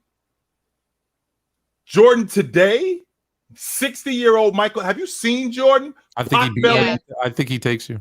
Potbelly, cigar smoking, bourbon sipping, 19-year-old. There's no way he takes you. I think he takes you. No I think way. he takes you while he's drinking his no way. We get so wrapped up. We get so wrapped up in Jordan being Jordan, and I can appreciate that because I wouldn't even say Jordan in 1992. That was when I was 19 years old. 1992 Jordan, I wouldn't even put my sneakers on. Are you crazy? I don't Absolutely know. Not. Listen, I don't know. 60. If I can't, if I'm 19 years old, if I can't take a 60-year-old, and we're talking about and I wasn't even a pro basketball player at 19. We're talking about a pro basketball player in Jabari Smith. He would smoke Jordan at 60 years old. No way. I don't know where your head is at 19, but I feel like he could get into your head. No. And it might, because don't forget, at 19, you'd have to know who he is. Right? You're going to know who he is. Not like you didn't know who, like, you know who he is. So he just intimidating factors. Would you ever bet your money against Jordan? As 19 years old against a 60-year-old? Let's just remember, NCAA makes it to the final, winner.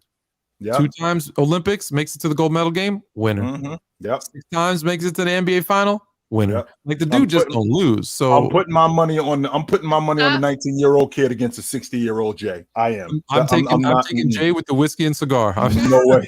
Whiskey, cigar, pot belly, cigar smoking, whiskey sipping. Potbelly Jay, no way is this dude happy. No way can this dude take a 19-year-old NBA player. I'm telling you right now. I can't see it. I'm telling you right now. He would take you down in that post you up, and hit you with that 60? Slow fade, bro. 60-year-old Jay against him. You would try to use that same move against him. 60-year-old Jay. Oh man. Someone told me no way y'all selling this. Someone told me one-on-one, that's your move. He can't. All I know is a 60-year-old Jay. Nah, man. No. I don't think so. How old did he turn? Is today his birthday or yesterday? No. It was the 17th. He turned 60. It was his 6-0. It was his 6-0 birthday. All right. Sorry to answer the question. How would I fix the Charlotte Hornets? I would blow the damn thing up, trade everybody, get the first pick, I would get the first and second pick, get Wamba. No, get Wamba and Scoot. No, they're not that far, right? Like, you have your point guard, you have LaMelo, so you have your point guard. And I would do like anything else. I would take a 2-3 year plan and build through team, get a good coach. But honestly, like, all jokes aside, I would make sure that Jordan's just not in the mix, because I don't think he run it. He's got to let you run it. I don't think he helps anything. And that's I hate to say it, but I'd be like, hey, hands off. Now, remember, too, that this Charlotte team wasn't really that far away. I mean, last year, before Gordon Hayward got hurt, I mean, they were in the middle of the playoffs before with Miles Bridges and Gordon Hayward and I was about to say Lonzo. I'm sorry, with Melo Ball. They were actually in the middle of the playoffs, and then Hayward got hurt. Then it went the other way. So they weren't that far away until this Miles Bridges thing happened, and then Hayward got hurt, and that's when it went the other way. So if that's the case, now we have to start over. All right, so who's my franchise player? Melo Ball is my franchise player. I'm building this unit around him, and I'm building this unit around his skill set. So what am I going to do? I'm going to get long ball shooters, and I'm going to get rim protectors and rim runners. That's what because that's the game essentially today. And to your point, Tone, Jay, you got to let me run this thing, man. Yeah. You have to. I think, sadly, I think he does more harm than good. Yeah. Eric Dupree, I would pay to see Trey Parker in a dunk contest. That boy cleared a 7-footer at 6'2". Imagine Curry with those hops. That is a problem for any team. I don't know who Trey Parker is. I apologize. I don't either. Is he a college player, maybe? All right. Well, Eric Dupree. Let's go check out Trey Parker. Yeah.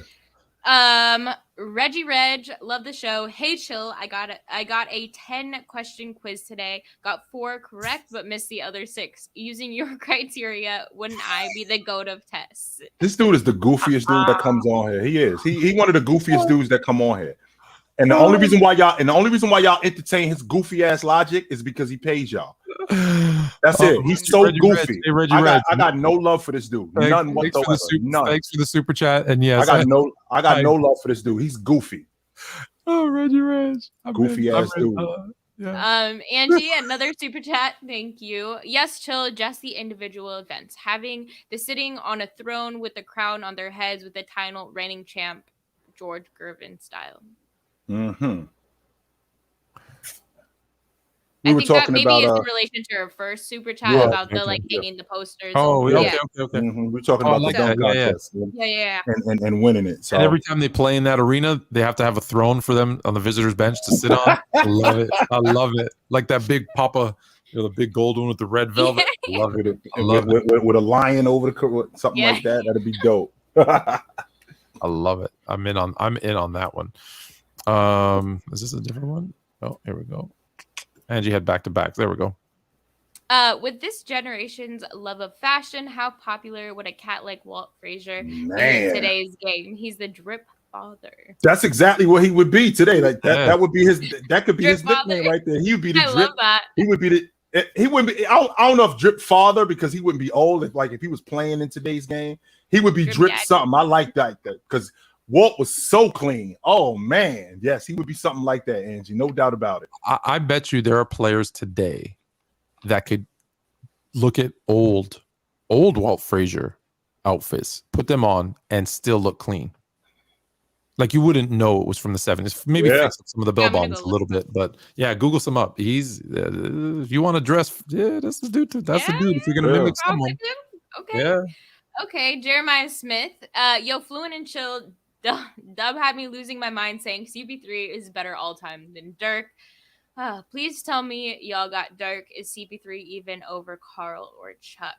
My answer. All right, so I'll just tell you this. Dub has some like man crush obsession with CP3 and trying to convince everybody he's better than Magic, he's better than Dirk, he's better than listen, CP3. He's selling it too, Tone. He's selling it. Yeah, people are listen. If you say something enough, people will start to buy it.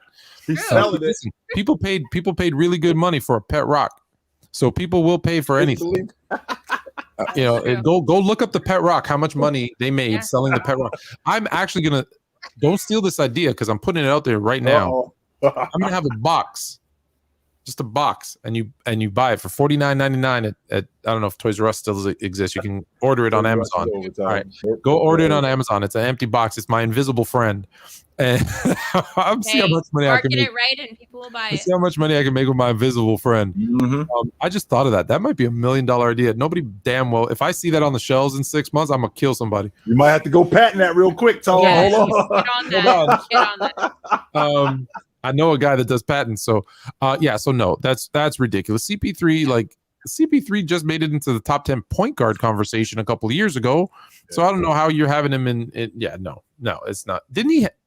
Dub had CP3 as a top 10 player all time. So no, Dude, that's a hard no. The thing is, that's frustrating is hold on for a second. Did he really say that? Yeah, with a straight face. I didn't see that episode, but I do believe it because I do know his love for CP3, which who I just can't. But we have to be like, does he actually have? What does he use to back that argument up? His logic, longevity. Oh, his logic. Well, look I at guess what I'll he have to did. go Every watch team the that he went episode. on was competitive, and if he wouldn't get hurt, What does he ever? No. He's a great offensive player, defensive player. Does it on both sides of the ball. Blah blah blah blah. Like, yeah, you can convince some people. You can convince some people. Okay, My actually, this is a question friend, I have for we you guys. get along, my invisible friend. Always tags along, my invisible friend. Sorry, all right, go ahead. You got a theme song for it. Yeah, we good. Which, if you had to pick three players that have never won a championship ring to be top three players to have never won a championship ring, is CP3 in that? No.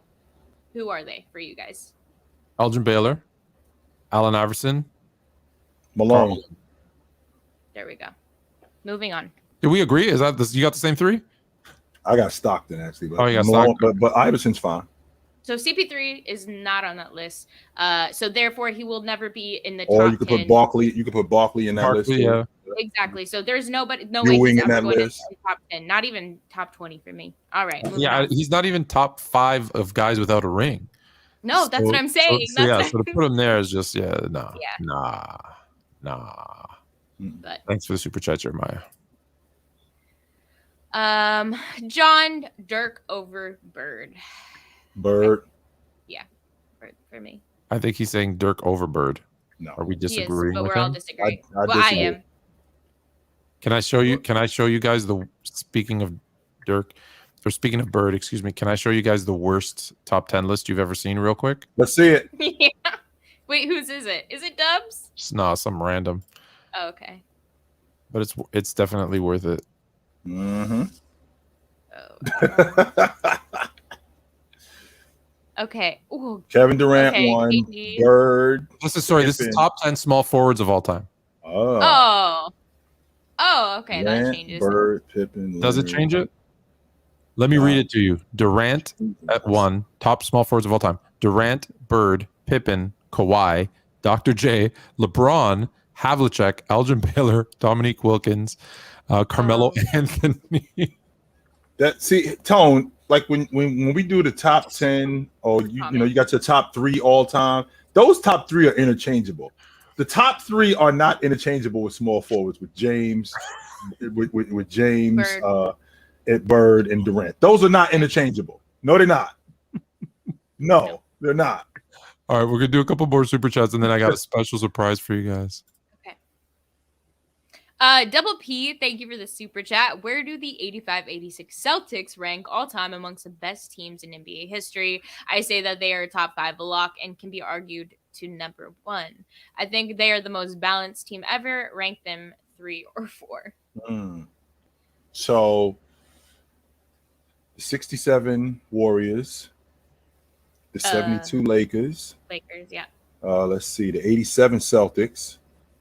The 2000 before I even go there, the 92 Bulls, the 96 Bulls, the 97 Bulls, the 2001 Lakers. Let's see, the 16-17 Warriors.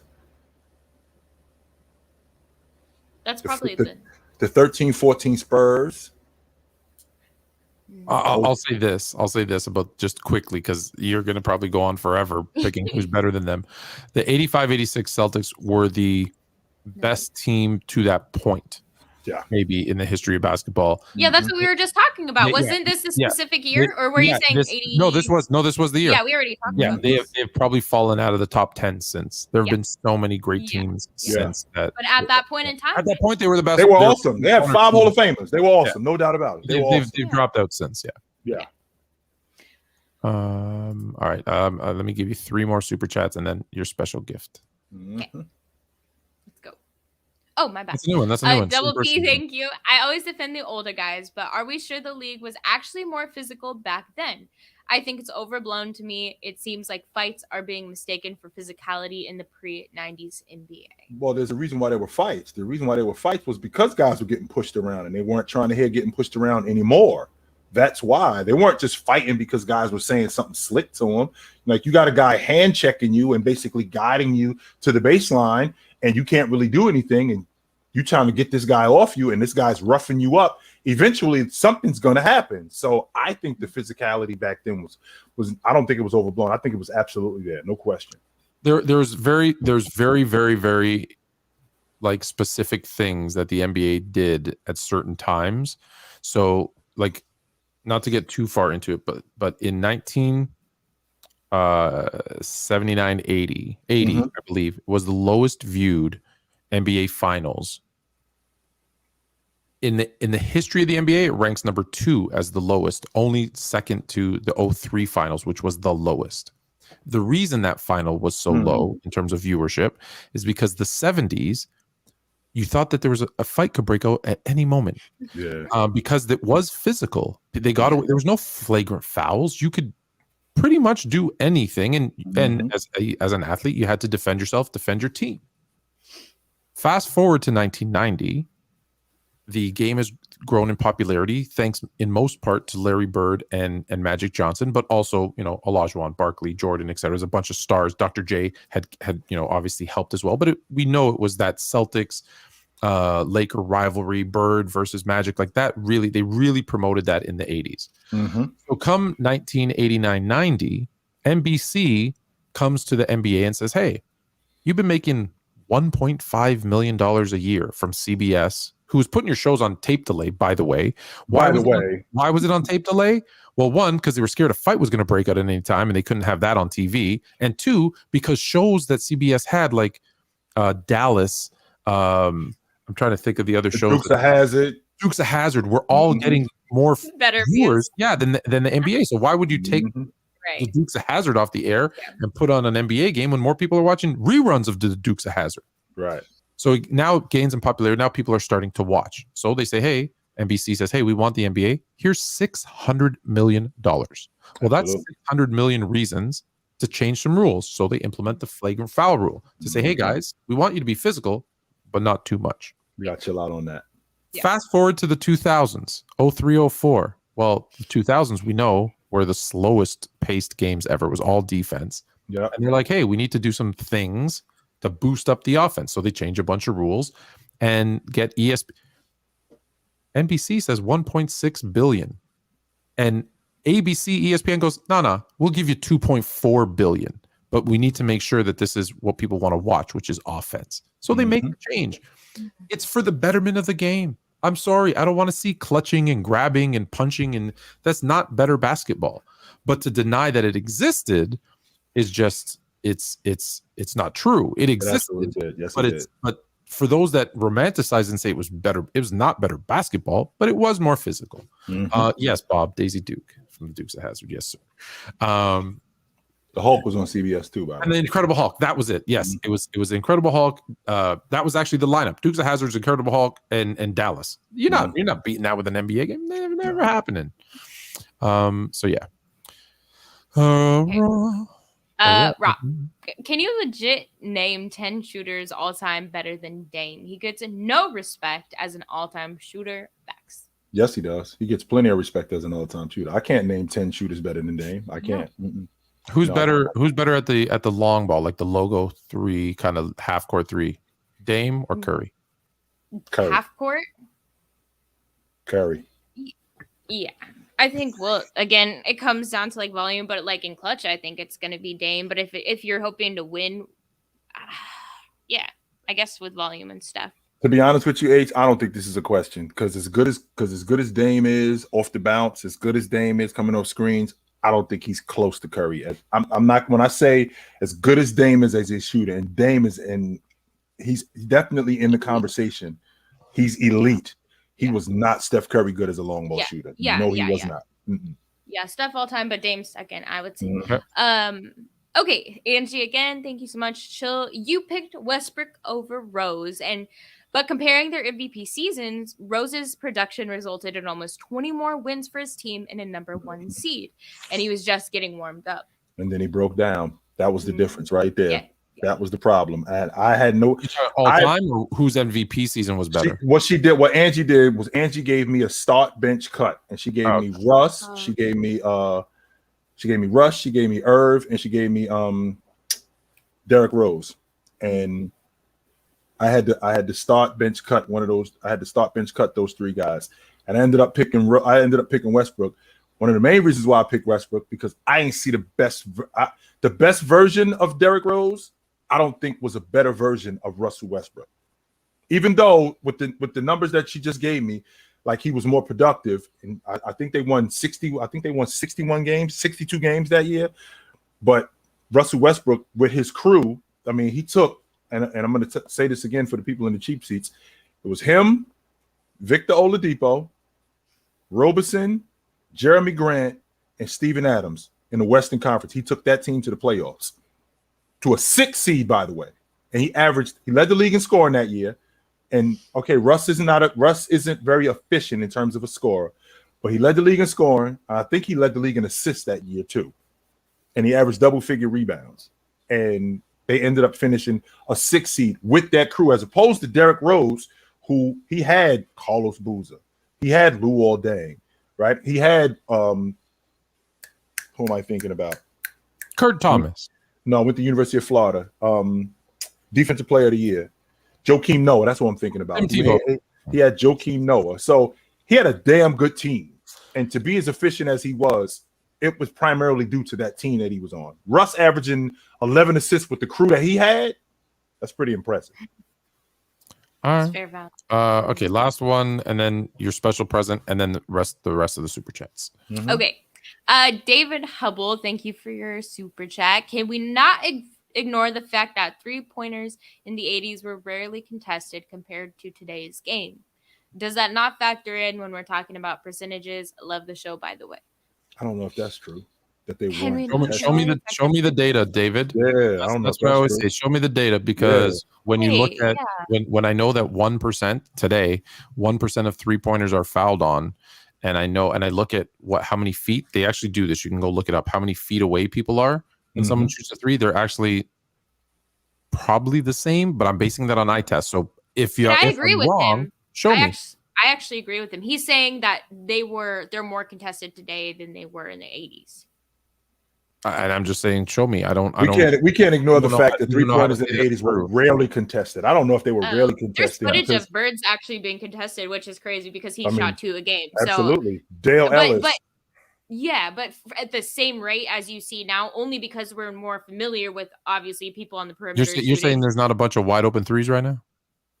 No, sometimes if you're playing a bad defensive team, but I think for the most part, most people really go what? Well, every corner 3. Okay, centers. I don't know, maybe. H. I think people it's a aren't lot guarding more. Centers typically, I think but these if you're guys guarding, if it's guards, I don't know. Again, when I look, I don't have the comparison. That's why I say if someone can show me.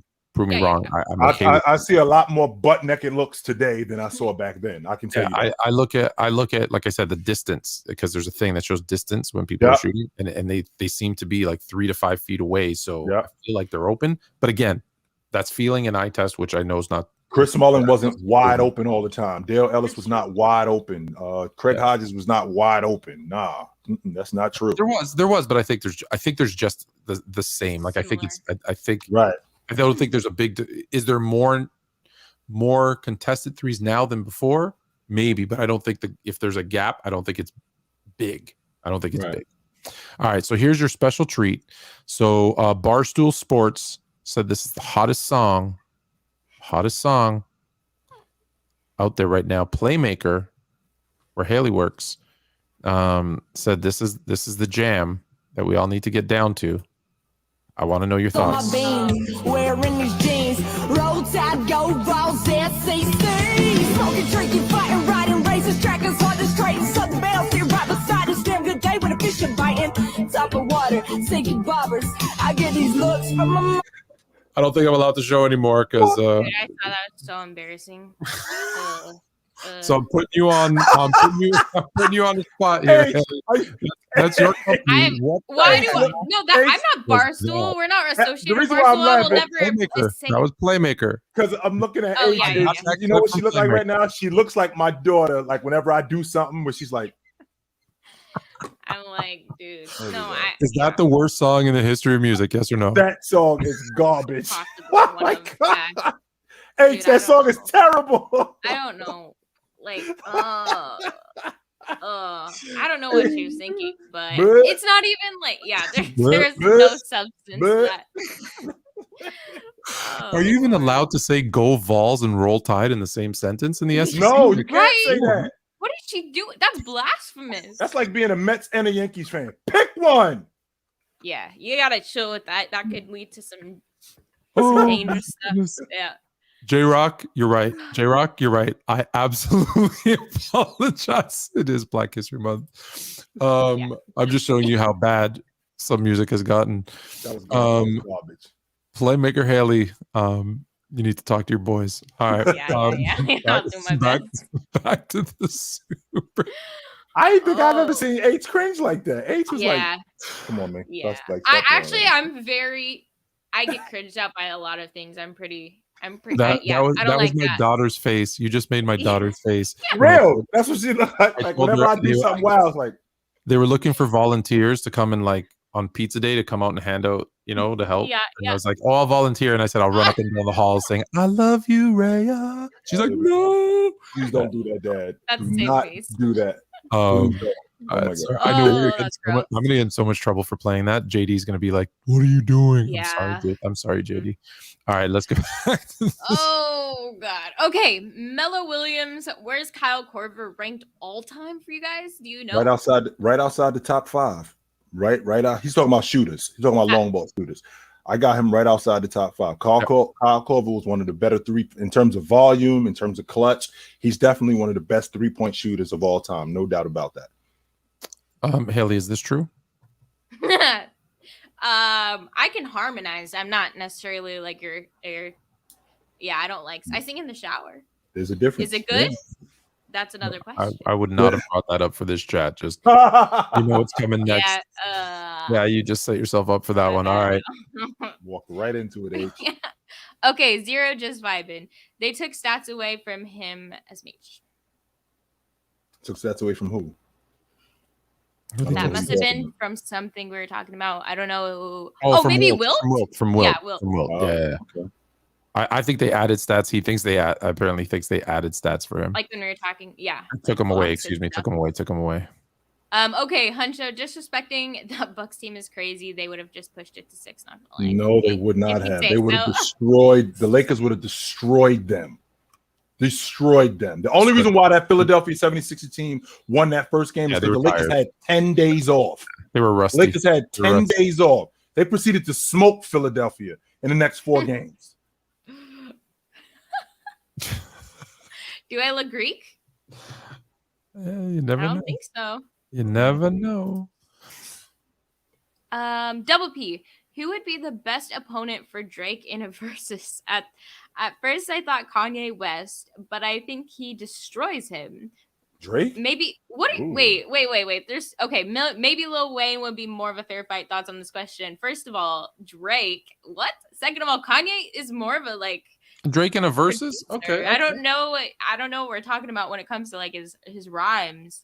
Lil Wayne would demolish. Clearly, if Drake's in a versus, we want to see him against Pusha T. No, we do want to see him against Pusha T. Him and Pusha T. Him and Pusha T got a real issue. But I'm not sure Kanye West bodies Drake in a versus. What are we? He's not like a freestyle. That's not who Kanye do you see is. Kanye? What versus is versus is song for song. That's what versus is. Oh, If like you- what I thought Eminem they were talking did about with like that- I thought they were MGK? talking about that terrible show versus. It's basically verses. Verses Oh, is these guys get together and Oh, it's, yeah, yeah, it's yeah. song for song. Your I'm thinking song, then Kanye. my song. My then apologies. Your song, then my I song. like Hailey thought it was that show with that fat dude where they do a rap battle. No, it's not like that. Oh, No, oh, it- oh, it's Have you ridiculous. seen They that show sit down- versus? That's what that's okay. Oh yeah. hmm Okay, It's not But like Drake- that. I don't know if he bodies okay, Drake. in the versus. but Kanye Drake in the West versus. got hit. Kanye would be good. Oh yeah, then I take away the no waves. Yeah. So does Drake. I thought he was saying about a battle. Mhm. No, then yeah, I think Kanye might be Kanye, Lil Wayne. That'd be good. That'd be good. I like Lil, that. I don't know if does Lil Wayne have more hits than Drizzy? I don't know about that. No, To I don't me, think in anybody my has more heart. hits than Drizzy. You think so, H? I love. I know you're a Lil Wayne dude. I know you're a Lil Wayne love chick. him, I do but know I that. love Drake too. He's Like dope. Drake, He's dope. Drake has those like catchy, like he used to anyway. I don't know these Mhm. days. How about definitely. Michael Jackson? Michael He does Jackson too. versus Drake. It depends who you ask. If you Yeah. ask, depends Michael on who you Jackson ask. had 10 hits on one album, and it only had 10 songs. Michael Jackson might not win a versus battle with R. Kelly. What? That it depends. I don't know. I think Michael Jackson. You know what my son has to say about that, right? Oh my God. Yeah. Yeah. Yeah. Did you notice that we got some new? Sheesh. We got some new buttons. I did notice that. That's dope. Uh-huh. Oh, I think. Oh, I just did that Yeah, one. we just did that Okay. one. Yep. Alan R. I'm a Boston fan, and I think LeBron the GOAT. Am I a fraud? No. What? No. That's. I think he is too, my man. So no, you're not a fraud. No. Yeah, you're I a think fraud. that's being outside of your bias, which is You're actually you should be you're absolutely a applauded for. fraud, and you Especially being a Boston Celtic fan. So, absolutely good a for you. fraud. You're not a Boston Celtics fan. That's a lie. You need to just stop watching basketball. All right, you guys. Bubba G cuts. Oh, this is good. This is good right here. Why you All keep- right. Yeah, top 5 ethnic foods you've had in Toronto. Everything. I don't know. I feel like I get this question every Yeah. single week, and I answer it the same way. too. Toronto is the most multicultural city in the world. Period. Yeah. In the world, most multicultural. So if you want Not North America, Tone. Not You're talking North about on planet Earth. on the planet Earth, it's the most multicultural city. So if you want Greek, Italian, Chinese, Japanese, Indian, Jamaican. Thai, Jamaican, West Indian food, like any you want oxtail, curry goat, saltfish, ackee, a souvlaki, a gyro, shawarma. It doesn't matter. Toronto has the best of everything. You just need to know where to find it. Hmm.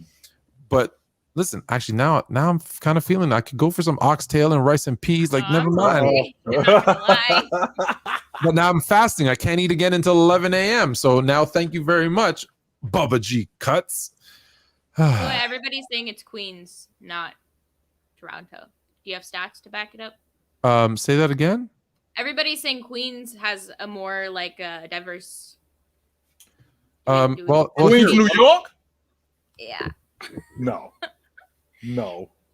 that's the horrible education system you guys get south of the border. That No. you believe that everything is the U.S. and nothing else outside matters. So please, guys, travel, go outside of your town. You know, when I first Tell 'em. moved to the first place I moved to was Morgantown, West Virginia. But when I first moved, like not for university, when I moved for school, Mhm. and I went to the first place I moved to was actually Tucson for 6 months before I was ready to I'm go to sorry. Scottsdale. Yeah, Mhm. I met people in Tucson, Arizona that had never been out of Tucson, Arizona. Makes Like they sense. hadn't even been to Phoenix. Oh, hadn't even God. been to Phoenix. Tucson So is- I don't know. yeah. Okay, here I'll look it up for you just to show it to you because Google's free. Google is free. No charge. Have you guys heard of Google Scholar? What's that? It's like a specific. I use it for my classes, but it's actually really insightful. It comes up with like specific like journal entries or like it's just like Google, but for like articles that are like actually proven by like scientists and stuff. So if you ever need like real, I don't know if there's basketball stuff on there, but So I never heard of it. here are the 10 most multicultural cities in the world. Are you ready? Can't- Oh, Toronto, Sydney, Singapore, Sao Paulo, San Francisco, New York, and then New York, Paris, number Los 6. Angeles, London, Amsterdam. Yeah. But just can we focus on one? Numero uno. Toronto. Numero. Toronto. You can look that pretty up. impressive. It's not that. Like it's funny. I heard the Venus sisters talking about how they loved Miami because it's such a melting pot. No, it's not. Okay. I'm not gonna say anything about Miami. No, it's not. Google. Have you? Speaking of Google Scholar, which I had not heard of. Oh, GPT. First of all, Bubba G Gots says that Chat GPT, which I love, by the way. I love Chat GPT. I get so much more writing done by that helping me put some stuff together. But have you heard this? Twitter and not Twitter, Facebook and Instagram starting to follow Twitter on the whole pay for verification. Yes, thing. I'm so over it. Did you see you could put GIFs or GIFs or whatever in chats now on IG? No. It's weird. It's everything's too. I'm done. You already over it, H? I've seen that. I've seen that face before. I know the over it H boogie face, and that look right there is H is over it. Are you over like it, an H? old soul. Like I'm a very old soul. I was raised by my grandparents, so I'm a little bit more old school in a lot of ways. And like I like social media for sure. Like I rock with it. It's my job, so I do enjoy it in like the community aspect of it. Right. But I'm old school, and I think the world needs help, and there's just a lot of things, and I'm just tired of all these things. Trends. I don't like trends. What happened to being like just you? Like, why can't people be original? Why does everybody have to follow everybody? And that comes with like IG, Twitter, blah, blah, blah. Because if you don't do trends, you don't get views. OG doesn't even have Twitter. Yes, I do. I just don't post on it. I got Twitter because you have Twitter? I do have a Twitter account. I just don't post on it. And the reason why I don't post on it is because I'm straight on Twitter. I get a lot of Instagram. I know Instagram, no Facebook, none of that. And again, the only reason why I got Twitter is because of Shams. I follow Shams and Woj. I follow Sham and Woj. Yeah.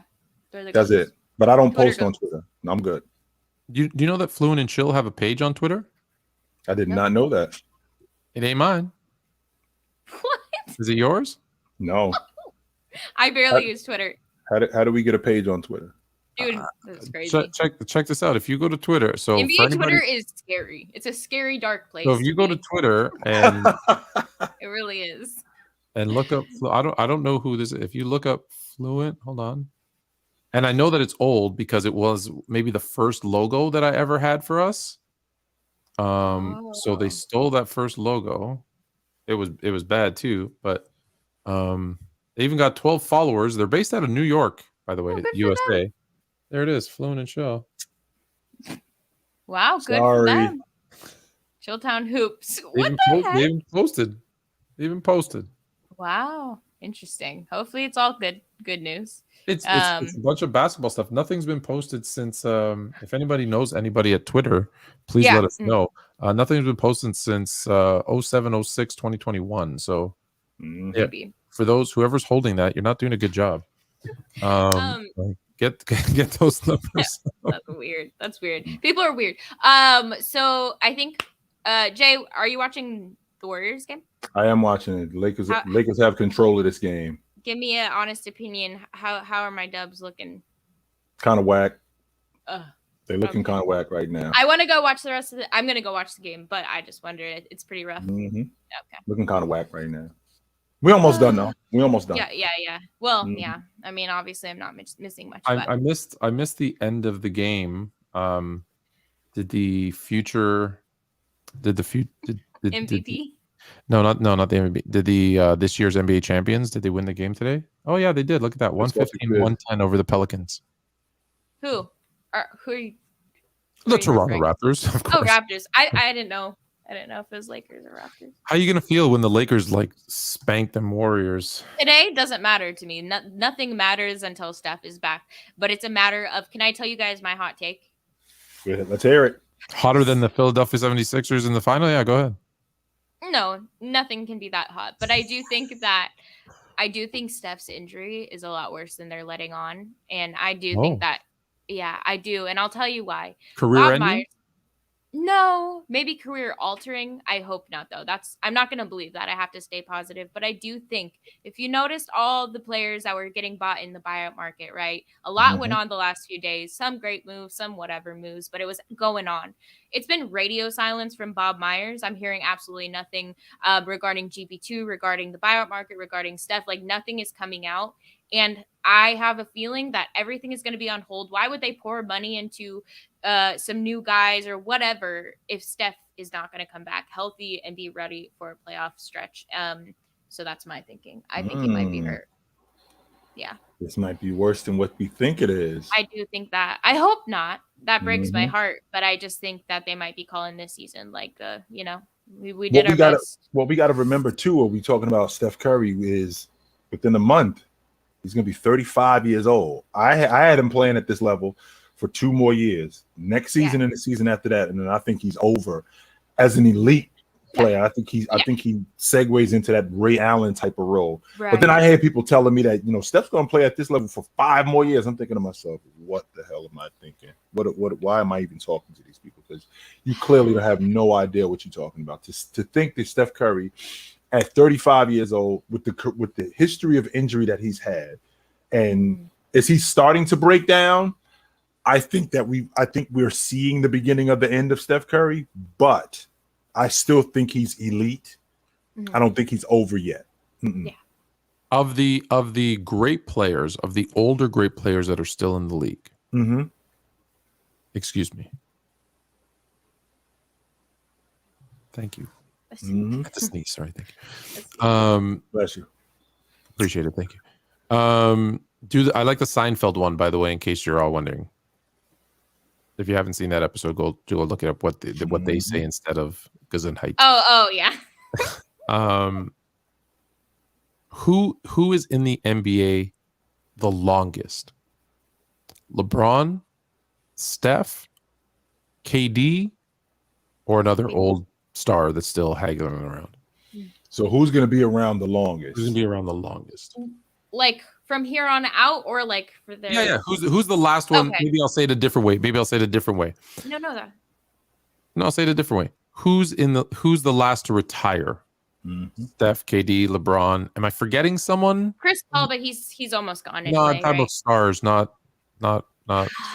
So James, I think James sticks around. I think he's got 3 more years. I think he breaks the scoring record. Excuse me, because someone's going to say Chris Paul's a star. I mean, he already broke the scoring record. I think he's just sticking around waiting on his boy. And once his boy shows up, I think he's gone. And I think that happens in the next 3 years. That's number one. So Bronny graduates this season, right? Yep, he graduates this year. He'll get drafted, or he'll go to college next year, play for a year, and then get drafted that following season. Yeah, I think within the next 3 years, James is gone. Do you think James plays next year, plays 1 year with his son, and then he's out, or does he play longer than that? I think 1 year. That's all. That's as far as I'm going. I think you're 21. I think in the next 3 years, I think he's gone. KD, I think KD is going to stick around for another. He'll be around when James is gone. Curry also will be around when James is gone. I think Curry is going to be the last one to retire.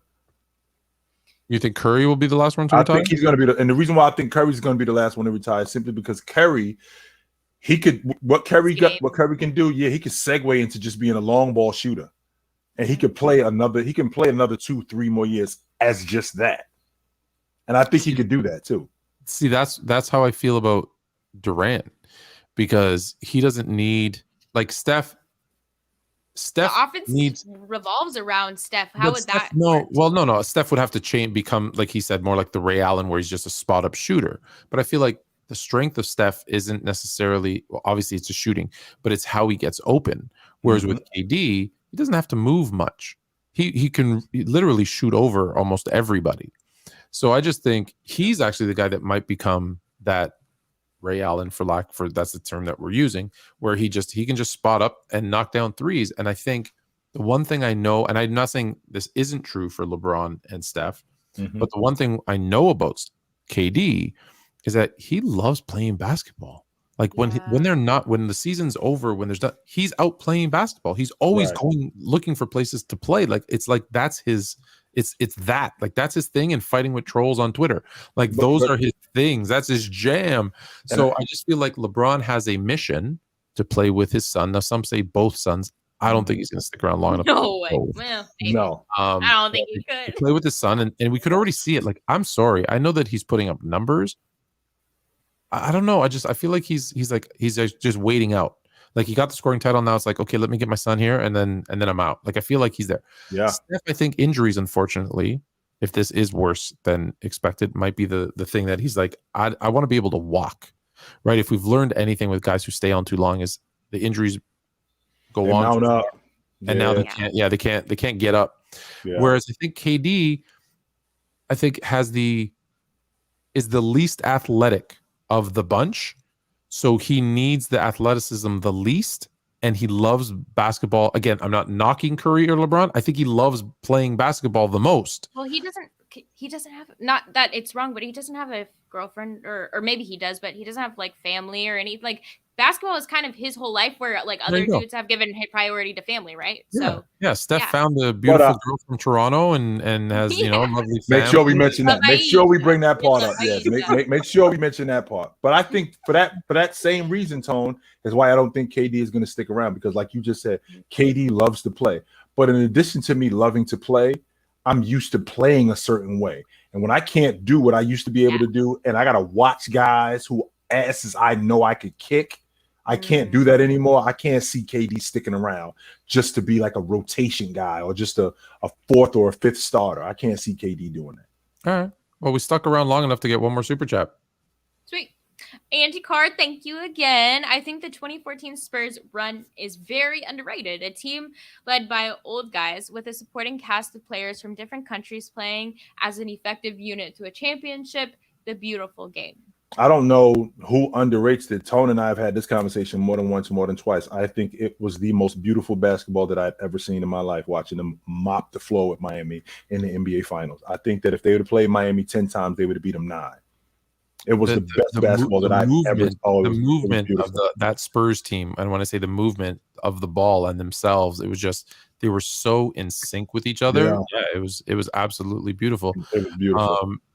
We have a special guest in the building. Draymond Green says, "You guys are right. KD is not top 10, but he is top 15, maybe even top 12." It's interesting it's interesting. Draymond Green is right now. He's right there.